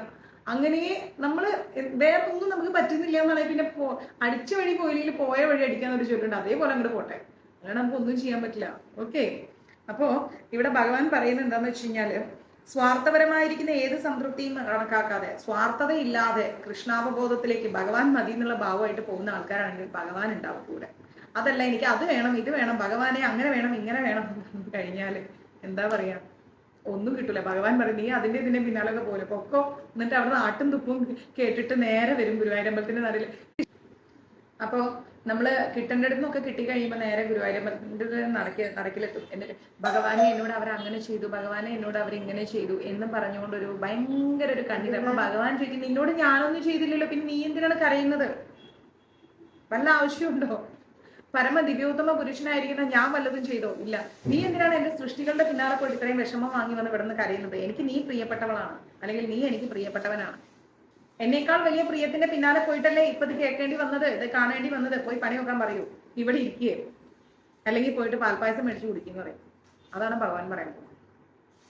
അല്ലാതെ ഭഗവാൻ ഓടിച്ചെല്ലി എന്തിനാടാ നീ അങ്ങനെ ചെയ്യുന്നത് ഇങ്ങനെ ചെയ്യുന്നത് ഭഗവാൻ തല്ലില്ലയാണ്. കാരണം ഭഗവാന് അവരും പ്രിയപ്പെട്ടവരാണ്, സമസ്തവും ഭഗവാനിൽ നിന്ന് വന്ന ജീവാത്മാക്കളാണ്. പക്ഷെ ഭഗവാന്റെ റൂട്ട് വ്യത്യസ്തമായിരിക്കുന്ന ആ റൂട്ട് മനസ്സിലാക്കാൻ സാധിച്ചു കഴിഞ്ഞാൽ സംഭവം ക്ലിയറായി. ഓക്കെ. കൃഷ്ണാവബോധം എന്ന ബോധമുള്ള മനുഷ്യന് സുഖാനുഭോഗങ്ങൾക്കുള്ള ആഗ്രഹം ഉണ്ടാവില്ല. കൃഷ്ണാവബോധം ഉണ്ടെങ്കിൽ ഒരു പരിധി വരെ നമുക്ക് എല്ലാ ആഗ്രഹങ്ങൾക്ക് പിന്നാലെയും പോകാൻ നോക്കും. കൃഷ്ണാവബോധം വന്നു കഴിഞ്ഞാൽ പിന്നെ ശരി, സ്വസ്ഥം. Have a blessed day everyone. God bless you all. അപ്പോ നമ്മൾ എന്ത് ചെയ്യാം? കൃഷ്ണാവബോധം നമ്മുടെ ഉള്ളിൽ വന്നു കഴിഞ്ഞാൽ പിന്നെ നമുക്ക് പിന്നെ വേറെ കാര്യങ്ങൾക്ക് പിന്നാലെ ഒന്നും പോകേണ്ടി വരില്ല. കുറെ നേരമൊക്കെ നമ്മൾ പോകും, കുറച്ച് കഴിഞ്ഞാൽ നമ്മൾ അങ്ങോട്ടേക്ക് ശരി എന്ന് പറയും അല്ലെ. ഇപ്പൊ ആദ്യമായിട്ടൊരു അങ്ങനെ പറയാൻ പാടില്ല ലൈവ് ക്ലാസ്, എന്നാലും ഞാൻ പറയണം. അതെ അമ്മ, ആദ്യമായിട്ട് കല്യാണം അല്ല ആദ്യമായിട്ട് തന്നെയല്ലേ കല്യാണം കഴിഞ്ഞാൽ ഭർത്താവ് എടി എന്ന് വിളിച്ചു കഴിഞ്ഞാൽ അയ്യോ ചേട്ടനല്ലേ എടി എന്ന് വിളിച്ചേ, പിന്നെ അങ്ങോട്ടേക്ക് അതങ്ങോട്ട് കരച്ചിലായി വിളിച്ചിലായി. പിന്നെ ഒരു 10-20 വർഷം കഴിയുമ്പോൾ 10-20 വർഷം കഴിയുന്ന സമയത്ത് എടീന്ന് വിളിച്ചു കഴിഞ്ഞാൽ ഒന്ന് പോ മനുഷ്യ എന്ന് പറയും അല്ലേ. അപ്പം അതേപോലെ സ്ഥിരം അടിയേറ്റ് കഴിഞ്ഞാൽ പിന്നെ അതൊരു സർവ്വസാധാരണമാണ്. ആ രീതിയിലാവും നമ്മുടെ മൈൻഡ്. ആണോ? റെയിൽവേ ട്രാക്കിന്റെ വീട്ടിന്റെ അടുത്ത് സൂപ്പർ. റെയിൽവേ ട്രാക്കിന്റെ അടുത്ത് താമസിക്കുന്ന ആൾക്കാർക്ക് ട്രെയിനിന്റെ ശബ്ദം ഒരിക്കലും ഒരു അരോചകത്വമല്ല. എന്നാൽ ആ വീട്ടിൽ ഒരു ഗസ്റ്റായി വരുന്നവരൊക്കെ ഇന്നലെ ഞാൻ ഉറങ്ങിയിട്ടില്ല ശബ്ദം കൊണ്ട് എന്ന് പറയും. അപ്പം നമ്മൾ എന്ത് ചെയ്യാം? എല്ലാത്തിനോടും ഒരു യൂസ് ടു ആണ്. നമുക്ക് ചുറ്റുമുള്ളത് അങ്ങനെയാണ്. നമ്മുടെ സന്തോഷവും നമ്മുടെ സമാധാനവും ആഗ്രഹിക്കുന്ന കാര്യങ്ങളോ ആൾക്കാരോ വ്യക്തികളോ എല്ലാം നമുക്ക് ചുറ്റുമുള്ളത് എന്ന ബോധ്യം നമ്മളിൽ ഉണ്ടാക്കിയെടുക്കണം. ഞാനിപ്പോൾ അങ്ങനെയാണ്. എൻ്റെ സന്തോഷവും എൻ്റെ സമാധാനവും ആഗ്രഹിക്കുന്ന ആരും എനിക്ക് ചുറ്റുമില്ല. ദിവ്യ പറഞ്ഞല്ലോ, ആരും എനിക്ക് ചുറ്റുമില്ല എന്ന ഉത്തമമായ ഒരു ബോധം എനിക്കുള്ളിൽ വന്നു. ഭഗവാൻ ആഗ്രഹിക്കുന്നുണ്ട്. അപ്പൊ ഭഗവാൻ വിചാരിക്കുമോ ഇവിടെ മൈൻഡ് ഡെസ്പായി കഴിഞ്ഞാൽ പ്രചരണം നടക്കൂലല്ലോ. വേറെ കുറെ ആൾക്കാർ പ്രചരണം ചെയ്യുന്നുണ്ട്, എന്നാലും നമ്മളിലൂടെ ഒരു പ്രചരണം പോകണുണ്ടല്ലോ, അത് നടക്കൂലല്ലോ. അപ്പം ഭഗവാൻ നമുക്ക് എന്ത് ചെയ്യും? ഒരു ഒരു അനുഗ്രഹിക്കും. അല്ലെങ്കിൽ ഭഗവാൻ നമുക്ക് ചിന്തിക്കാനുള്ള ഒരു ഇച്ചിരി തലയ്ക്കകത്ത് തലയ്ക്കകത്ത് കയറ്റും. ചിന്തിക്ക്, ഇത്രയും ആൾക്കാർക്ക് കൃഷ്ണാവബോധം പറഞ്ഞു കൊടുത്തിട്ട് നീ എന്തുകൊണ്ട് ഇങ്ങനെ ആയിരിക്കുന്നു എന്ന് ഭഗവാൻ അങ്ങ് ചിന്തിപ്പിക്കും. ആ ചിന്ത നമ്മളെ മാറ്റിമറിക്കും. അവിടെയാണ് പ്രസിദ്ധമായിരിക്കുന്ന സാക്ഷാൽ മഹാത്മാഗാന്ധി അദ്ദേഹത്തിന്റെ വാക്കുകൾക്ക് ഒരു പ്രസക്തി. ചിന്തകൾ നമ്മെ നാമാക്കുന്നു. ക്ലിയർ? അത് കൃഷ്ണാവബോധത്തോടെയുള്ള ചിന്തയാവണം കേട്ടോ, അല്ലാത്ത വേറെ അവബോധത്തോടെയുള്ള ചിന്തയാണെങ്കിൽ ശരിയാവൂല. കൃഷ്ണാവബോധത്തോടെയുള്ള ചിന്തയാവണം. അയാൾ എപ്പോഴും ഭഗവത് പ്രീണനത്തിൽ മുഴുകിയിരിക്കും. ഓക്കെ. പരമ ദിവ്യോത്തമ പുരുഷനെ കുറിച്ച് അറിയാത്തവനാണ് സ്വാർത്ഥ പൂർത്തിക്കായുള്ള കർമ്മങ്ങളിൽ ഏർപ്പെട്ടുകൊണ്ടിരിക്കുന്നത്. ഭഗവാനെ അറിയാത്ത ഒരാളാണെങ്കിലോ സ്വാർത്ഥ താല്പര്യങ്ങൾക്ക് പിന്നാലെ ഇങ്ങനെ ഒരു മറ്റേ വന്ദേ ഭാരത് പോകുന്ന പോലെ പോകും. കുറെ അങ്ങോട്ടോടും കുറെ ഇങ്ങോട്ടോടും, കുറെ അങ്ങോട്ടോടും കുറെ ഇങ്ങോട്ടും, ഡെസ്റ്റിനേഷൻ ഇല്ല. ഓടി ഓടി ഓടി ഓടി വന്ദേ ഭാരതിന്റെ ആ ഒരു വണ്ടി കംപ്ലൈന്റ് ആയി കഴിഞ്ഞാൽ അതിനെ കൊണ്ടുപോയി അവിടെ മൂലക്കിലിടും. എന്നിട്ട് പുതിയ വണ്ടി ആ റൂട്ടിലാണ്. അതാണ് പുനർജന്മം. പക്ഷെ അല്ലാത്തതോ നേരെ ഭഗവാനിലേക്ക് പോകും. നമുക്ക് ഭഗവാന്റെ വേറെ ഒന്നും വേണ്ട. അപ്പോ നമ്മൾ എന്താ മനസ്സിലാക്കേണ്ടത്? അല്ലാത്തത് ഇങ്ങനെ ഓടിക്കൊണ്ടേയിരിക്കും. അങ്ങനെ ഒരു ഓട്ടം നമുക്ക് വേണ്ട എന്നാണ് നമ്മൾ ചിന്തിക്കേണ്ടത്. നൈഷ്കർമ്മ്യാവസ്ഥയിൽ ജീവിക്കാൻ ആർക്കും സാധ്യമല്ല. കൃഷ്ണാവബോധ പരിശീലനം വഴി എല്ലാ ഉദ്ദേശങ്ങളും പരിപൂർണമായി ഫലവത്താകുന്നു. ഇനി നമ്മൾ കുറച്ച് കഴിഞ്ഞിട്ട് എടുക്കൂട്ടോ, ഹനുമച്ചരിതം എടുക്കാൻ വരുവേ. അപ്പൊ നൈഷ്കർമ്മ്യാവസ്ഥയിൽ അത് നെറ്റിലെ ഇഷ്യൂ ആണ്. ഇത് കഴിയുമ്പോൾ നമുക്ക് വൈഫൈ വന്നു കഴിഞ്ഞാൽ ഹനുമച്ചരിതം എടുക്കണം. ഇന്ന് ഇതല്ലേ ഏകാദശിയില്ലേ. അപ്പം നൈഷ്കർമ്മ്യാവസ്ഥയിൽ ഒന്നും ചെയ്യാത്തൊരവസ്ഥയിൽ ആർക്കും ജീവിക്കാൻ താല്പര്യമില്ല. ജീവിച്ചാൽ മുന്നോട്ട് പോവുകയില്ല. നമുക്ക് എന്തെങ്കിലുമൊക്കെ ചെയ്യാൻ സാധിക്കണം. ഇന്നിപ്പോൾ ഞാൻ നിങ്ങൾക്ക് കുറേ കാര്യങ്ങൾ പറഞ്ഞു. ഇതൊന്നും എൻ്റെ അറിവുകളല്ല, നമ്മുടെ ഗുരുപരമ്പരയാണ്. അത് നിങ്ങൾ 10 പേർക്ക് പറഞ്ഞു. അങ്ങനെ അങ്ങനെ അങ്ങനെ അങ്ങനെ അങ്ങനെ ലോകം മുഴുവൻ പ്രചരണം നടക്കട്ടെ. നമ്മുടെ ജന്മത്തിന് എന്തെങ്കിലുമൊക്കെ ഒരു അർത്ഥം വേണ്ടേ? കുറെ തിന്ന് കുടിച്ചു ഉറങ്ങി എഴുന്നേറ്റ് അവിടെ പോയി ഇവിടെ പോയി അവർ പറഞ്ഞ് ഇവർ പറഞ്ഞ് അത് കേട്ട് ഇത് കേട്ട് കുറെ കരഞ്ഞ് ചിരിച്ച് സന്തോഷിച്ച് അതിലൊന്നും ഒരു കാര്യമില്ല. മനസ്സിലായോ? ഭഗവാനുമായി അടുക്കാൻ ശ്രമിക്കാം, ഭഗവാനോട് കൂടിയിരിക്കുക. അപ്പൊ കൃഷ്ണാവബോധം വന്നു കഴിയുമ്പോൾ നമുക്കൊരു സമാധാനം. ആരെന്ത് പറഞ്ഞാലും എന്ത് കാണിച്ചാലും നമ്മൾ നമ്മുടേതായ ഒരു ലോകത്ത് ഭഗവാനുമായിട്ട് മുന്നോട്ട് പോകും. ഭഗവാനാണ് ഏറ്റവും വലിയ പരമോന്നതമായിരിക്കുന്ന സത്യമെന്ന് ഭഗവാൻ തന്നെ നമുക്ക് ബോധ്യപ്പെടുത്തി. ഓരോ അനുഭവങ്ങളിലൂടെയും ഭഗവാനാണ് നമുക്ക് ഏറ്റവും വലിയ സപ്പോർട്ട് എന്ന് ഭഗവാൻ ബോധ്യപ്പെടുത്തണം. നമ്മുടെ ജീവിതത്തിൽ വരുന്ന ഓരോ ദുരനുഭവങ്ങളും ഭഗവാൻ തന്നെയാണ്, അദ്ദേഹമാണ് നമുക്ക് ഏറ്റവും വലിയ സപ്പോർട്ട് എന്ന് നമ്മളെ ഓർമ്മപ്പെടുത്തലുകളാണ്. അങ്ങനെ ചിന്തിച്ചുകൊണ്ട് മുന്നോട്ട് പോകാം. ഓക്കെ. അപ്പോൾ കുറച്ച് കഴിയുമ്പോൾ ഞാൻ ഗ്രൂപ്പിൽ മെസ്സേജ് ഇടാം, ലൈവ് ടൈം എപ്പോഴാണെന്നുള്ളത്. എന്നിട്ട് നമുക്ക് ഹനുമച്ചരിതം എടുക്കാം. പിന്നെ വേറെ വിശേഷമൊന്നുമില്ല. എല്ലാവരും ഹാപ്പി ആയിട്ടിരിക്കുക, സന്തോഷമായിട്ടിരിക്കുക. നമ്മുടെ എല്ലാ സങ്കടങ്ങളെയും സന്തോഷങ്ങളാക്കി മാറ്റുക. എല്ലാം മറക്കേണ്ടതൊക്കെ മറക്കുക. ഓരോ ദിവസവും ഓരോ നിമിഷവും പുതിയതാക്കി മാറ്റുക. ഓക്കെ. ഇത്തവണ ക്ഷീണമുണ്ടെങ്കിൽ നിർത്തണേ. കുഴപ്പമില്ല, എല്ലാവരും പറ്റും. അപ്പം ഇനിയിപ്പോൾ ഇത് കഴിയുമ്പോൾ നമുക്ക് ഹനുമച്ചരിതമൊക്കെ കുറച്ച് കഴിയും. ഇത്തവണ കൊടുങ്ങല്ലൂർ അമ്പലത്തിൽ ഞാൻ വന്നിട്ടുണ്ടായിരുന്നു. കുറച്ച് നാളെടുക്കുന്നുണ്ട്. അല്ല, കുറച്ചായത്. അപ്പം ഹരേ കൃഷ്ണ, സർവം കൃഷ്ണ.